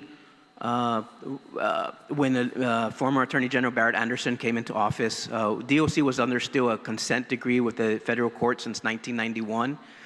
And so when Barrett Anderson came, one of the challenges was the medical. And so they put together a working group. Moving forward, GMH in that time took over our medical services to the prisoners, right? So there was an MOU that was generated. There's actually a 1, 2, and 3.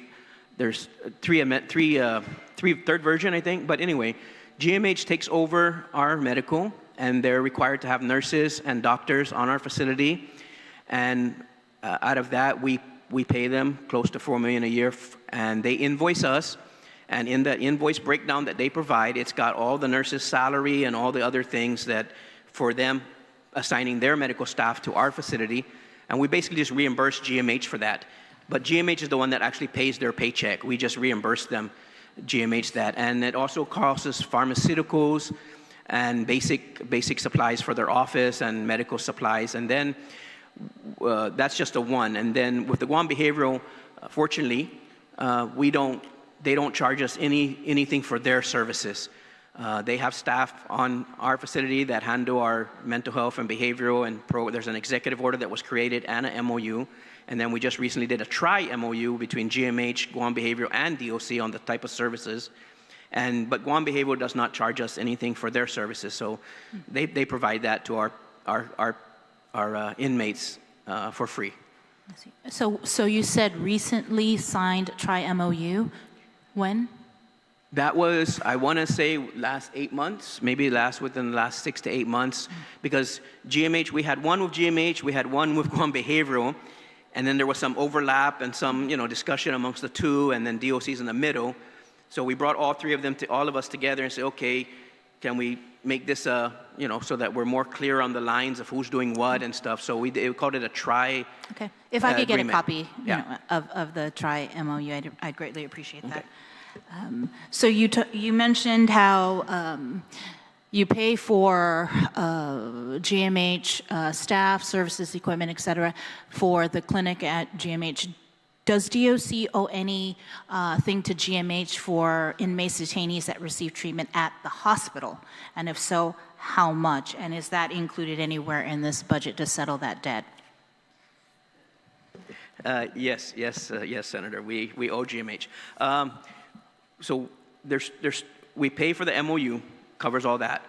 But outside of the MOU, when inmates or prisoners are taken to GMH for medical conditions, they're admitted to the hospital and all that. Yes, we owe them some money.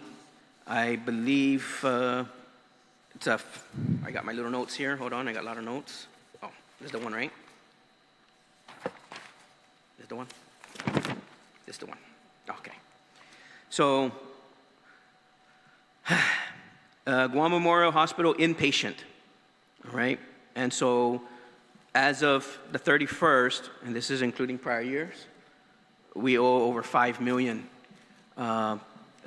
Usually about I got the numbers breaking down, but all together we owe about $5 million for inpatient services, and that's separate from our MOU. That's, because again, we're required to provide them health care, and so some come off the street, they get confined, and within the hour they're in the hospital for some kind of medical issues, and unfortunately the bill comes back to DOC, and we have not fully paid that, and GMH is constantly on our, can you pay, so, but we are, Ms. Roman, and we try to work with the front office and them to try to pay down whatever we can when we can, but, in short answer, yes, we owe them money. $5 million. What about GRMZ? You owe GRMZ anything? Yeah, can you see? Oh, yes. We owe them too.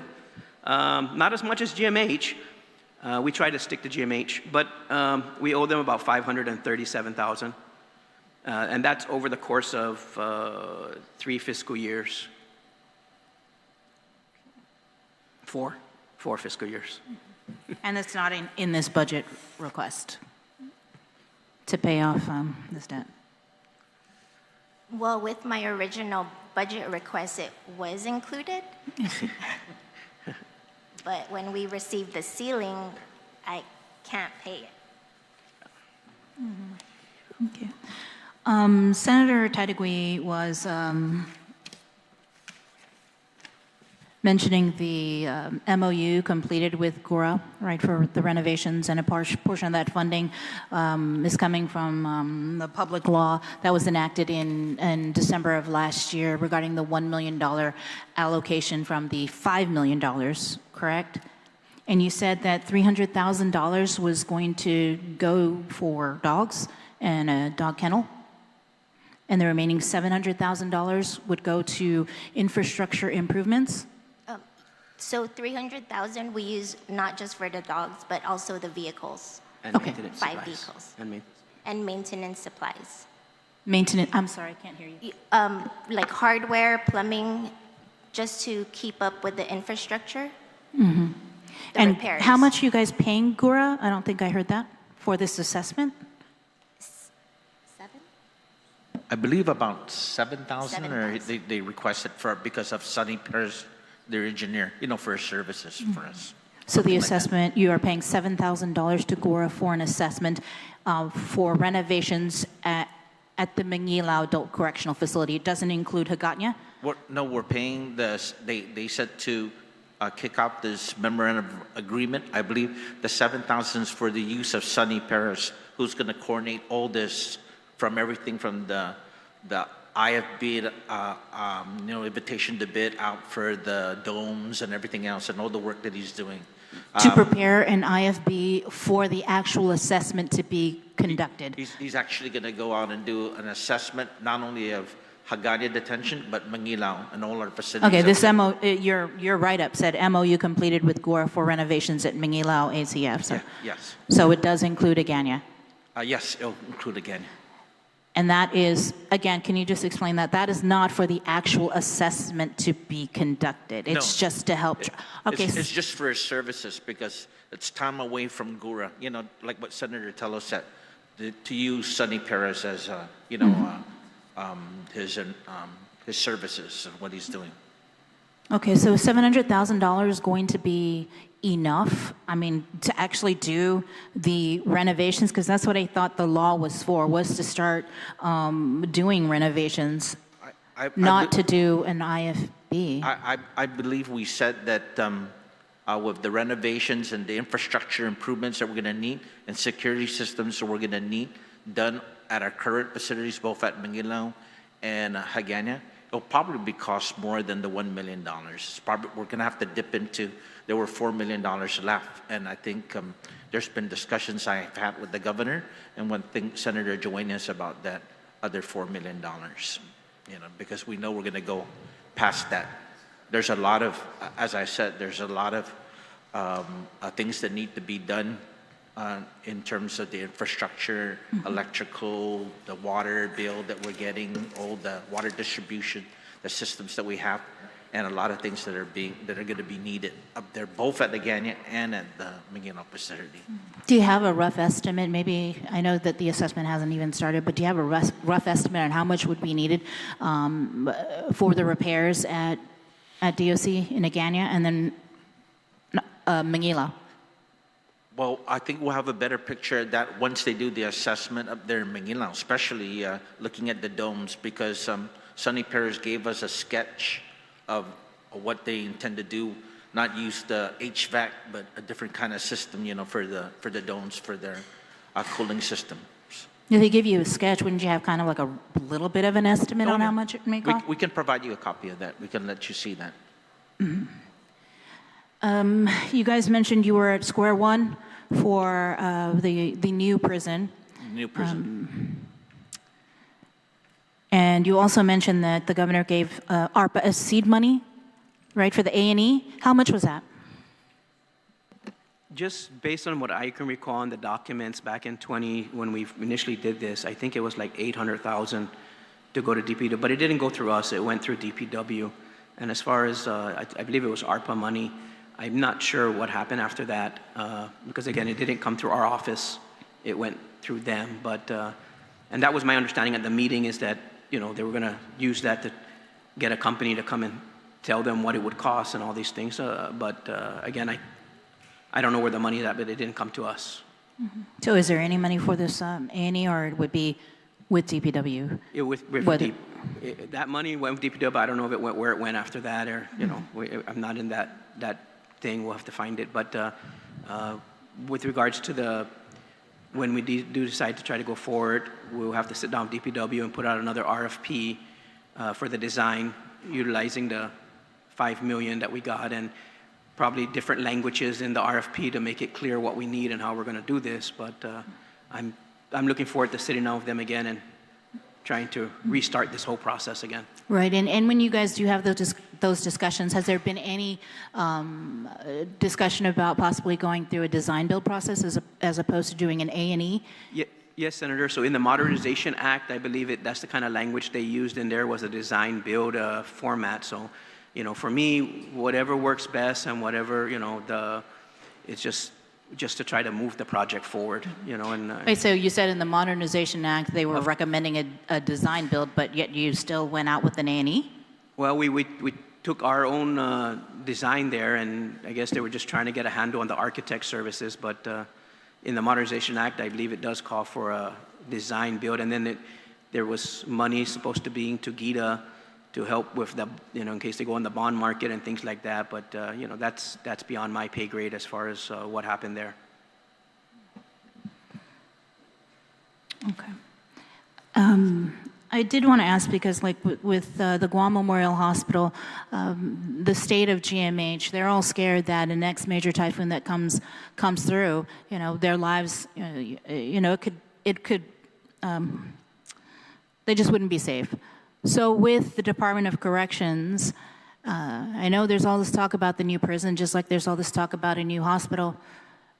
For DOC, do you think that the current state of the facility will be able to survive another major typhoon?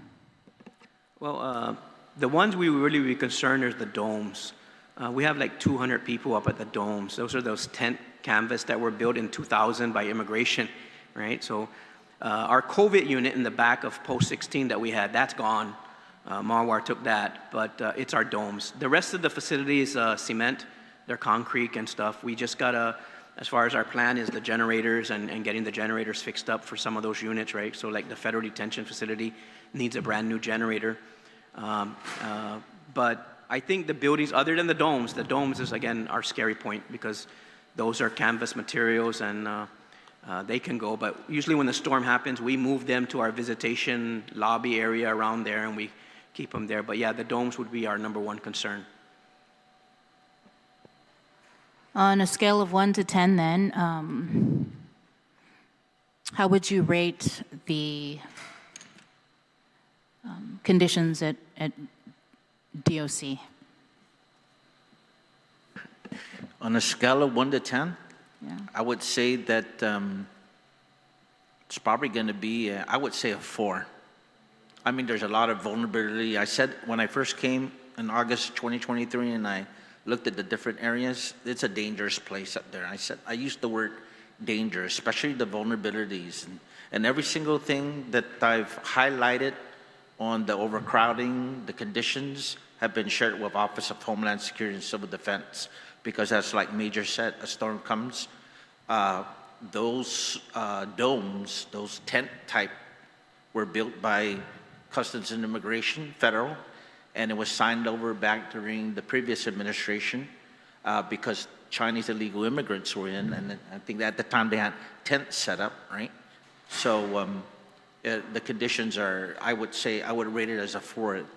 And that's why someone said, are we using a Band-Aid effect to get these facilities fixed? No, it's a tourniquet that we're doing right now. This is very essential that we, and thank the Guam Legislature for giving us that $1 million, and Senator Chris again looking at the possibility of using the other $4 million because it'll go beyond $1 million when we're talking about fixing things at the Department of Corrections, to include the Hagåtña detention facility, which is still a little bit open-ended because the Hagåtña restoration plan doesn't include the Hagåtña detention facility in that same location. So talks have to be, conversations have to be made. Where are we going to do, what we're going to do with the Hagåtña detention facility? And a part of the Prison Modernization Act includes building the detention facility up in Manila. To me, I was just saying on the record, that's a mistake. You can't have pretrial detainees housed in the area where a prison is at. You know, they should be housed differently. And I would say that, and I'll say it on the record, Judiciary has, and I talked with the Chief Justice, he's open-minded too. It's about what kind of funding too with their master plan. Because like other jurisdictions, the judge looks out that window, and that's where that detention facility is at. And it's just a walk straight to the court. How soon are you guys looking to get this RFP out for the assessment of the ACF and Agaña? And when are you anticipating to get these renovations started? Right now, I think because they're doing an assessment Agaña today, we can have a better assessment, a better timeline once we talk to Sonny and find out how does it look in Agaña. He's still going to be looking at Manila, but we can get a little bit of an idea how much, what the timeline would be when he starts going this plan of action about the cooling systems over at the domes and stuff, and the other renovations that are needed. But again, he's just, that's not the full assessment. He's just helping to craft the IFB or the RFP or whatever form this is going to go out as.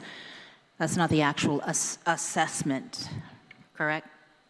I believe for Agaña, he's just looking at that because it was included what needs to be part of the renovation of this action plan that we have presented to GURA, that not only the main facility in Manila, but Agaña right now, there's vulnerabilities down in Agaña in terms of, their generator, I believe, in some areas there where contraband has been thrown into the facility. And that one is a little bit going to be a bigger attention getter because half of that Agaña detention is feds, and the feds want to in the conversation on what's being done down there too.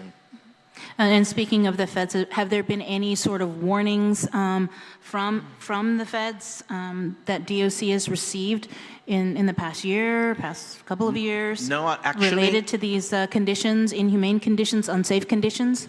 Actually, when I came on board in August of 2023, I communicated the Federal Bureau of Prisons director. She was having her own problem, Ms. Coletta. She was under the fire of the conditions at the federal prisons. And some of that happened, some of that has changed because now, under the, I believe, President Trump administration, a lot of that is going toward privatizing or public-private partnerships now. But a lot of she was under the gun, she's not there anymore. But I could tell and sense by her response to me on the letter that I wrote to her about coming out like the previous federal prison director did to come out and visit Guam and take a look at our facilities. I got the sense that she just said, good luck with what you're doing down there in Guam. And, because she had her own, they have their own problems at the Federal Bureau of Prisons. The other side of this is the U.S. Marshals. They've been more, concerned about what's happening down in Agaña detention with their federal detainees. And kudos again to the U.S. Marshal here, who's working to see what we could do in terms of ensuring that the federal, detainees that we have, because we're paying them, they're paying us to house them, but we're also talking about potentially increasing the fees on that too, which is something that we're going to get done. But they're always concerned too, because the judge there, I'm not talking about Judge Berdali, but Judge Guåhan, has some concerns whenever she sees the federal detainees coming into their courtroom. But their federal public defender has made some noise too about if it's getting so overcrowded down in Agaña detention, there's always some of that kind of problem. And I didn't mention in a public hearing that an inmate can easily do like what they did with Senator Fisher, and make a complaint about the overcrowding, both there and then also up there at Manila. So is that a yes? I'm not sure. You kind of went all over the place. Yeah, the answer is yes about some of those the federal communications on that. Mm-hmm. Most of the federal senators, we do have meetings with them monthly. Ms. Nedadog meets with them monthly on stuff, and most of their concerns surface around the HVAC system. And the air cons do work.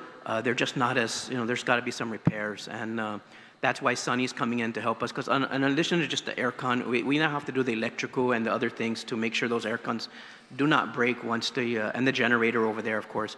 And just for your estimate on the air cons, the last estimate we got, I think, was 2022. We had a company come in, and we're looking at $140,000 just to replace all the air cons at the federal detention, because those are the big ton air cons on the roof.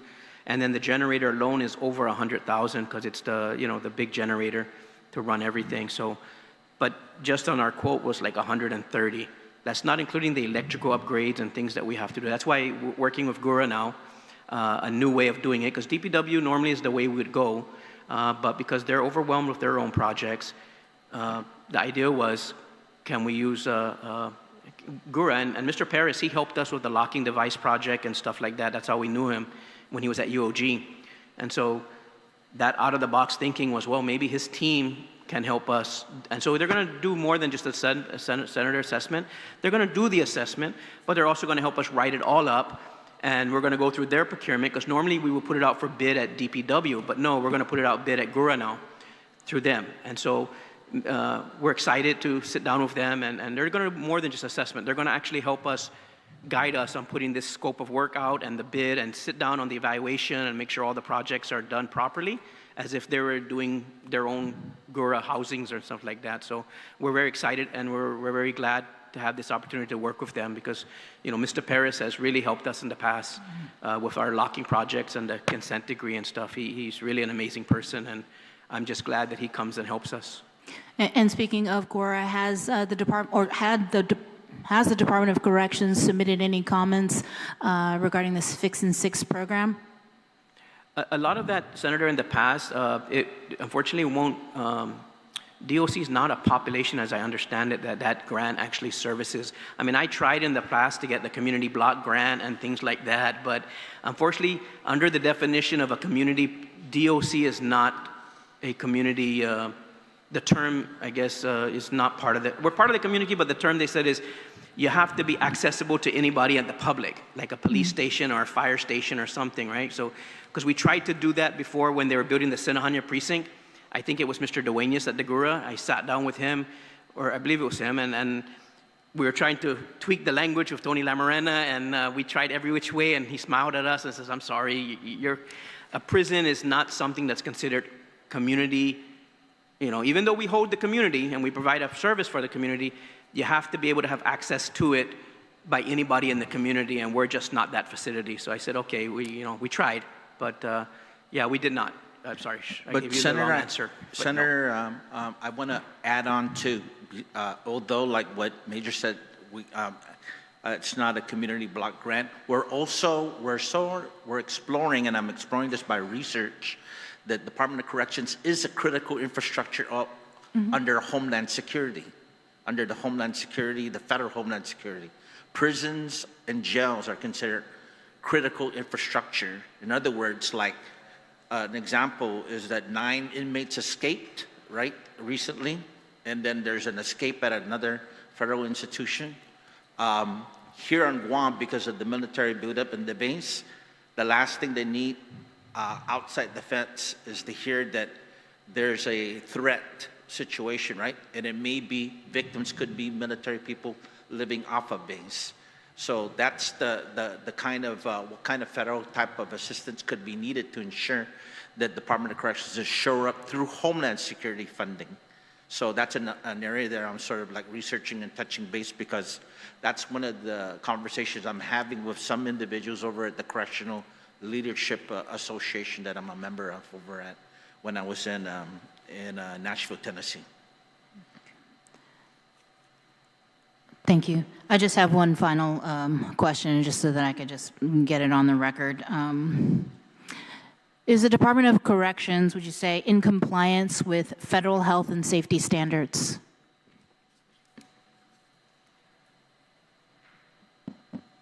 Yes, we are. I believe we are. Okay. Thank you. Sidusmasi, Senator Montanani. Senator Burnett, you recognize? Hey, Sidusmasi, Mr. Chair. Mananas Sidus to the people of Guam, and thank you, Director, for your presence here this morning, as well as Mrs. Okada and Major Uggan. Very frustrating to sit here and listen to all of the issues and the challenges that the Department of Corrections continues to face. And I think, if we're being honest with each other here, the best solution for 95% of the problems that you're facing is the construction of a new prison, right? And so look at, for example, the recruitment and retention issues, you're saying you need 350 officers, you only have 181. But if we build a new prison, you might not need 350 officers because, as Major Anton has said, some prisons are running with as few as, 10 officers. And these are prisons that are constructed much differently, obviously, than the Magaʹhågan facility. So that's why I was hesitant to support the bill that gave you guys $1 million because I saw it as a departure from where we were heading as a government and as an island. And where we were heading was that we all agreed that construction of the new prison was important, and that's why we were setting aside $5 million for the construction, the A&E and all that. And so when this bill was introduced and we agreed to whittle it from $5 million, remember it was originally $5 million, down to $1 million, I voted for it because you guys said that you needed to do the renovations, the stopgap kind of construction. And at the time, it was my understanding that you were going to do these things and it was going to act as a bridge towards the construction of the new prison. But now I'm hearing that you want to drain the balance of the account, which is the $4 million. Am I correct on that, Mr. Director? That's correct, because it will go over $1 million with the kind of renovations that are needed, infrastructure and systems improvement, security systems improvement. So with the $1,300,000 is going to K-9 assorted issues. But, you know, I got a concern from some of the staff that the K-9 division is having to pay out of pocket for a lot of items that are needed. Is this accurate? The K-9, there's been times where officers have paid out of their pocket. Yes, I've heard about that. Okay. And so I just wonder why they're doing that when you just said on the record that we have $300,000 that's going to be used towards leveling up the K-9 unit. You know, the $300,000 not only just for the K-9 unit, but also for renovations on the facility, not just where the K-9 are at, but Hagånya Detention and Magaʹhågan. That's a broad. That's what that $300,000 is going to be for, but not specifically just for the K-9 unit. But we have vehicles that we're getting for them for the security, because that's what it helped support part of the improvement of the security systems at our department. So let me just ask these officers who spend out of pocket, whether it's for, you know, dog food or other critical supplies needed at the prison, are they reimbursed for these costs? No, I don't believe so. And I think part of that, probably the conversation, I don't know whether these officers, because they never came forward to me, you know, but I think it may be it could be for small items. They're taking the canines home, you know, but for operational purposes, with what they're doing now, while they're at work and they're on operations, they won't have to be having the officer at their house, you know, or at their homes when they're coming to work with the canine that they're assigned to. So it was said on the record this morning that you believe we're back to square one with the building of a new prison. But if you get access to this $4 million, we'd actually be back to square zero, because there wouldn't be any money left for the A&E or the design build or whatever. So I'd like to ask again on the record, where exactly are we, and is there going to be an effort to do what we need to do to construct the new prison, or is the new direction we're going in that you're going to somehow get this $4 million and it's going to go to critical repairs that maybe you're anticipating will last the 5 to 6 years, 7 years, 8 years, 20 years in some cases, that it's going to take our government to construct a new prison? No, I think the plan is that besides fixing what we have right now present before some litigation takes place from an inmate, that they're in unhealthy conditions or in conditions that are dangerous for them too, because we need to stabilize the infrastructure, especially the water and the facilities. We can do that in combination with going back to the process of planning for the new prison, but in that sense to planning with that new prison, it's for the construction of facilities for individuals who are sentenced in Magaʹhågan, not constructed facilities to detain people until they await trial, because that's what a prison's for, not to detain people waiting their trial for sometimes up to a year, pre-trial detainees. That's where you're going to need possibly another project to look at construction of a new detention facility with a possibly 300 capacity. Yeah, this is the one you've mentioned. You mentioned this in a few hearings where you say you've talked to the Chief Justice and, you know, you're wanting to put the facility back behind the courthouse, but I don't think as a body we've ever had anything formal come from the judiciary of Guam. So I kind of question how valid is that idea of yours? And is it consistent with the master plan? If Magaʹhågan could. I believe what's not consistent with the master plan is the deletion of pretrial inmates up there at the Magaʹhågan prison. I believe with the master plan, the sense I have based on how they're constructing it in those phases from phase 1, phase 2, phase 3, without mentioning it, that first capacity on the first phase that they're building, 300 capacity space. The question is it for sentenced prisoners that are already in the old housing units and moving them there? Or is it for the overflow that we're currently experiencing now with having to send pretrial inmates up to Magaʹhågan to hold? My sense is that with the Modernization Act and building that first phase and those facilities there, it's going to be used for an overflow unless a new detention facility is built.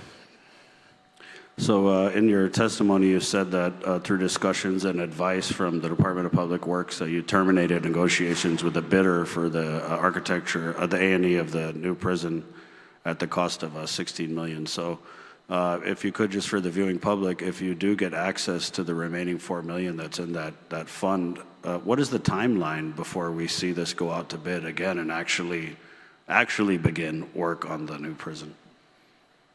Well, it would depend on the appropriations that we can get into account for the construction, the A&E design, what would be in that account balance right now. And right now, what we have, I haven't seen from talking to my finance people in our accounts that we have $16 million, $15 million, or even $10 million. The balance that we would have right now for this fiscal year is roughly what we spent from the $1 million and the other $4 million.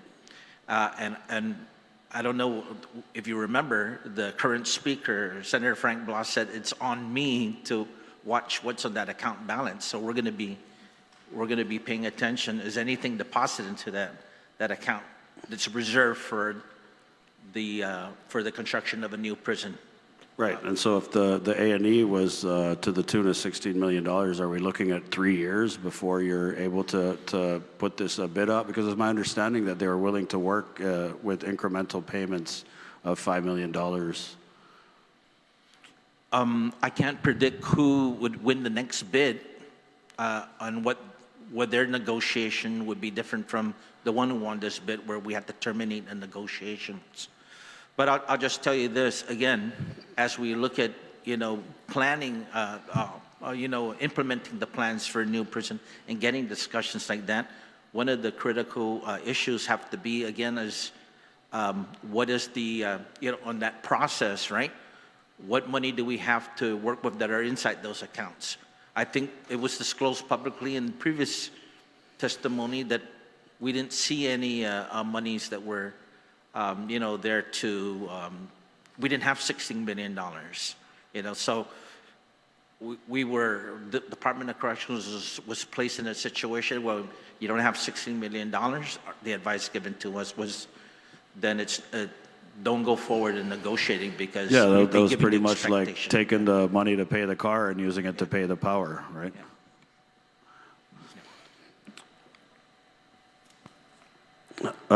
So with this budget request of yours, Director Bordallo, are we funding drug testing of the corrections officers and the staffs? Is that going to be covered under this budget request? I believe the majority of it is, for personnel, yeah. Okay, and so you'll be conducting what?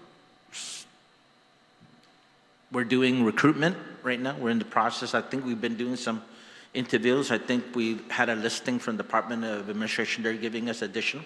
We have a continuous listing available. So we're trying to recruit for individuals who want to join the Department of Corrections. We just had a recent, I swore yesterday in, a person from DYA, DYA youth service worker, who's now transferred. He's a sword operator, trained, and is now with us at the Department of Corrections in our security. Have you had any discussions with the administration? As you know, we had introduced a bill to ask the Department of Administration to conduct recruitment retention study for specifically the Department of Corrections. Unfortunately, the bill was vetoed, but in having discussions with the Guam Police Department Chief Ignacio, they were able to get, I think, a 25% additional pay incentive for the Guam Police Department, and they did it without a law being passed. So have you had any discussions with the administration about hazard pay or any other type of recruitment or retention incentive that can be done outside of the legislative process? Well, I believe in Major, again, even apprised me that we were the ones who started the 25% differential pay. And, the attractiveness of working at Department of Corrections. The members of the public, the community watch what's happening at Department of Corrections. They see the public support, the officers, they see things happening, and just what kind of outlook would they have. And that's why we published our strategic plan on the website. We were constantly recruiting and promoting to the members of the public that this is the positions that we have, a continuous announcement. In terms of incentives to work, they know they're going to get hazardous pay because they're in a hazardous environment. That comes with it. The uniform pay, as I mentioned, in here, they see, they see in public hearings that why does Department of Corrections get $250 uniform allowance, but another agency has a $500? Maybe that might attract people to go to the law enforcement agency that has the higher amount of uniform allowance, unless there's parity here, right? For uniform allowance, spread it out, right? If we increase our allowance, we can afford it to 300 or 400, and it's spread among the other law enforcement agencies. That might have an impact in terms of our recruitment. But the main bottom line of why individuals are, Senator, coming into choosing Department of Corrections, and we hear it from individuals who are interviewing, is because there is they see there is this is a good place to start their law enforcement career. They see that the Morale Department, in terms of the leadership, that if there are going to be long hours, but you put in for your leave. We've never said no to anyone who wants to take time off, right? With the situation we're at, with the shortage. Are you current with your overtime? Overtime? Yes, we do. Yes. Yep. Yeah. Yes, Senator, with our overtime, we are current. We've exceeded our budget, but we're current. Yeah. Yeah. I wanted to ask Director Redalia, because you talked about the public watching the Department of Corrections, and I think anybody in the public who's watching the Department of Corrections right now is probably not very happy with what they see relative to allegations, serious allegations of officer misconduct. So I want to ask, what does this budget do to prevent and stem the flow of contraband into the prison? And do you have plans to address? It's very troubling. We read about a big federal bust involving an inmate, Demapan, and then I come to find out that weeks after that bust, we're still finding cell phones, charging things on this particular inmate in our most maximum security unit. So I have to question, your leadership and your plans to address these very serious issues ongoing at the Department of Corrections. Thank you for that, Senator. It is a concern, and I don't fault the public for looking at the instances where we've encountered the federal, law enforcement agency. We cooperate with them, have them come into our facility, participate with them in a shakedown and a search, and find an individual, an inmate who's drug trafficking, and it's been made public of the indictment of that inmate and the indictment of a corrections officer.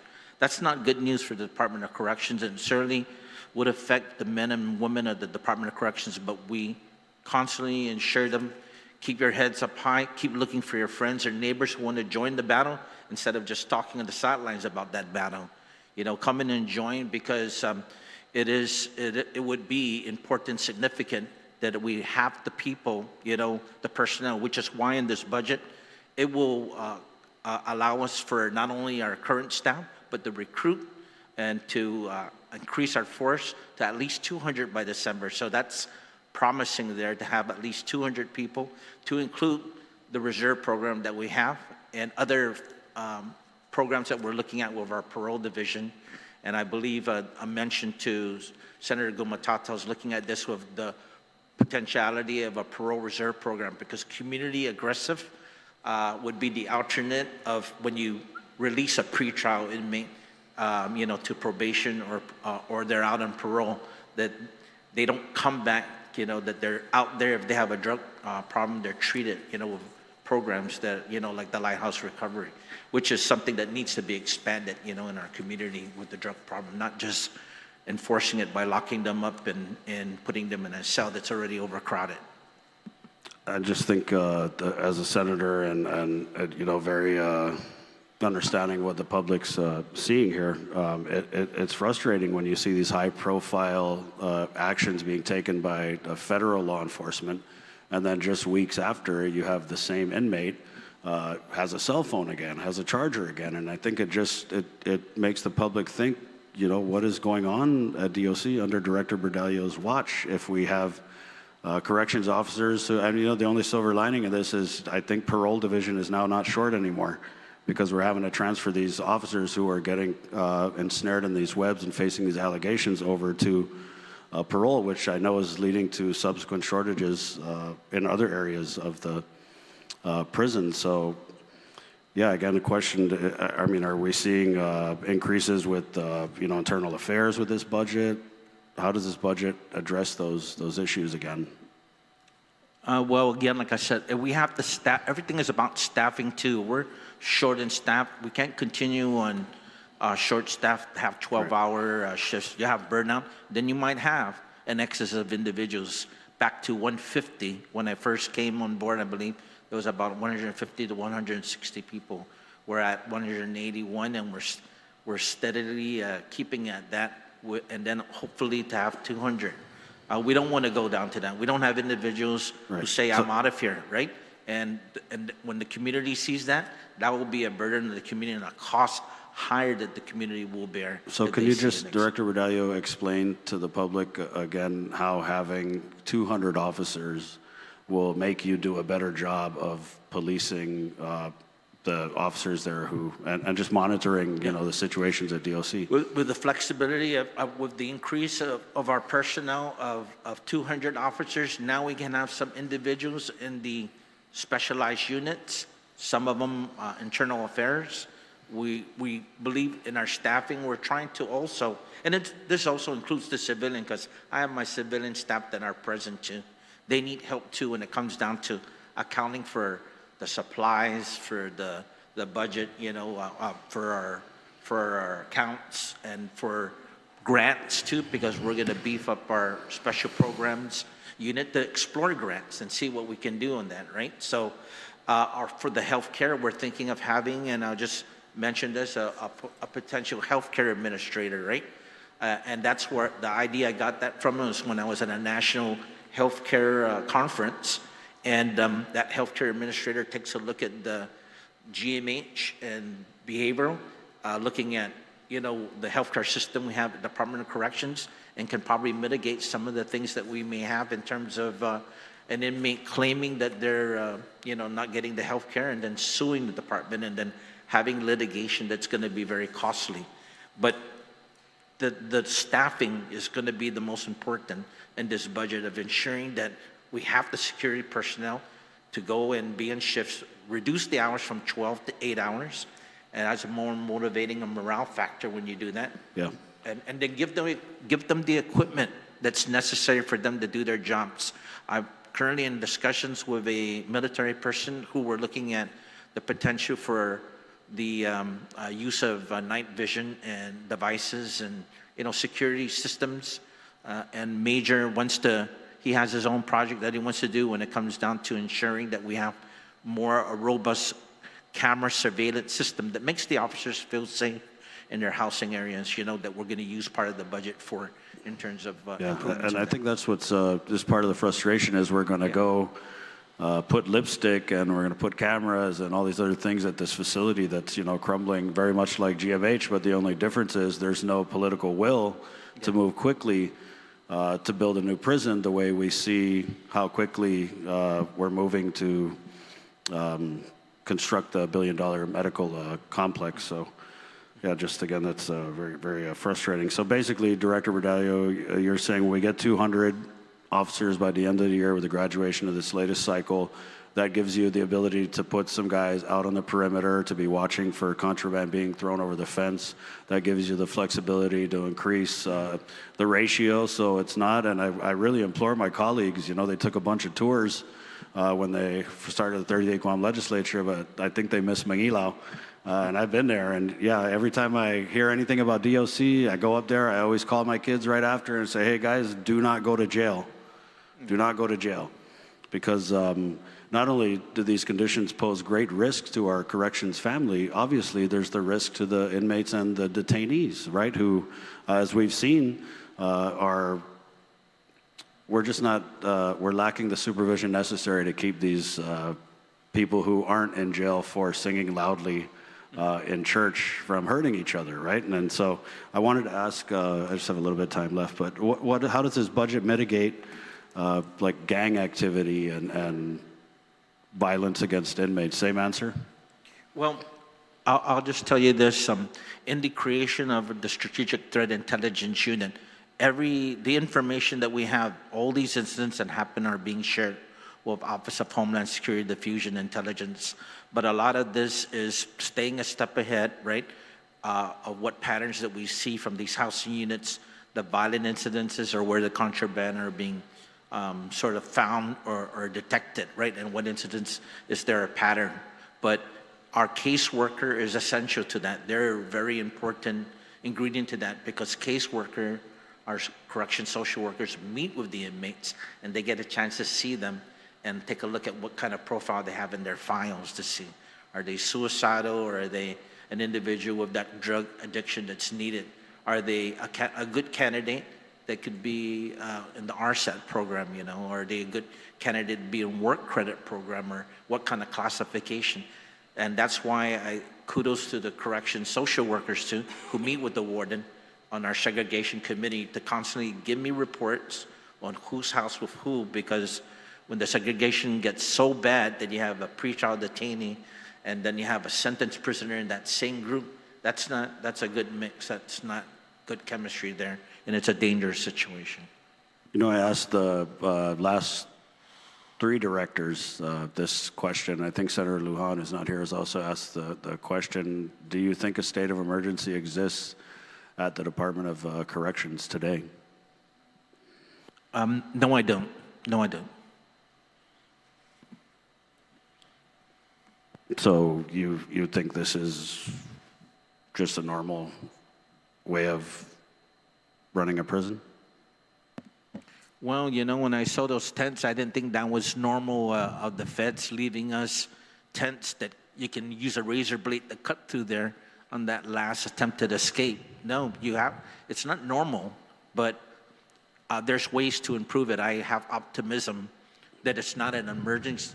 It's not an emergency, that we have the resources available, both from the executive side and from the legislature, that have been very helpful in ensuring that we mitigate some of the challenges we have at Department of Corrections now. The previous director, when asked the question, said, the front office is aware of the conditions at the Department of Corrections. So what's the response you receive from the governor, lieutenant governor, when you share things like, hey, we've got 944 inmates and detainees at a facility that was built to house much less. Our officers are facing threats to their safety and their health working in these conditions. What do they say? Oh, it's not an emergency? Yeah, I believe some of the positive sign from the governor and the lieutenant governor in our public safety meetings and the briefs of our challenges, and then my monthly meeting with the governor is that she's put in, messages to Department of Administration and BBMR, the urgency for Department of Corrections for recruitment and training. And in terms of the overcrowding, she's actually went out, Senator, to Manila and visit the place. She came to Agana detention last month and visited the place. We've actually had a meeting with the Chief Justice, and they were invited, the Attorney General of Guam there. He didn't come over and was present, but the discussion with the Chief Justice and with the governor is the overcrowding situation with the pretrial, and what are some of the strategies? What does the court have in their data in terms of non-violent versus violent pretrial, and what sort of strategies that can happen? And very interesting presentation, but at least the attention is there to look at the possible, actions that can take place. So the governor is very well cares and comes, and with her visit and with her engagement with us at Department of Corrections, has indicated to the personnel that she's very willing to help out in any way she can with the powers that she has as a governor. Thank you. Just in closing, Mr. Chair, we support the Department of Corrections. Obviously, I said this last fiscal year, please come with a real budget request. Don't be scared to step on our toes and tell us exactly what you need to get you exactly where you need to go. And that being said, I also want to commend the department. Sir, I know that under the warden supervision, certain inmates have been out, like bush cutting, doing cleanups. I know you also assisted with the move at LBJ Elementary, so I just wanted to thank you for that on the record. And Sidos Masi, Mr. Chair. Sidos Masi, Senator Barnett, and Chief and your team, thank you for being here this morning. Look forward to assisting you on the reboot with regard to the prison plan. I'll say it again, as I've said probably 10, 15, 20 times. That remains the most comprehensive, well put together, well researched, well studied, facility request that I've seen, even during my time in government. You're right, sir. That kind of thing isn't, construction of that kind of a facility is not sexy, but it's needed, and so look forward to helping any way I can. Chief, you had some recruits that were here when GPD was here, joining their fellow officers for the budget hearing. So it was really nice to see the guys. They're upbeat. They're ready to get to work as soon as they finish their cycle. So yeah, continue the work on recruitment and hopefully retention. But I always like seeing those recruits. It's so promising when you see it in their eyes that they really want to serve. And your graduations are awesome too when they take place. So with that, Chief, we'll do what we can. Like I said, your overall right now, in my math, looks like a 1.3 increase when we take into consideration the 5 million, and it's been recognized by both the governor's office and OFB, and especially in terms of your current tracking. So they just put the whole 5 million in there. We'll see what we can do in terms of your ability to expend. So with that, this will conclude this morning's budget hearing on Bill 4438 COR. Relative to the Department of Corrections, the committee will continue to accept written testimony on the bill within 7 calendar days from today, which may be addressed to myself, Senator Christopher M. Dueñas, as chairman of the committee, and mailed to 163 West Chalan-Sotopapa in Agaña 96910. You may also send your testimonies to my email at senator.dueñas@guamlegislature.gov.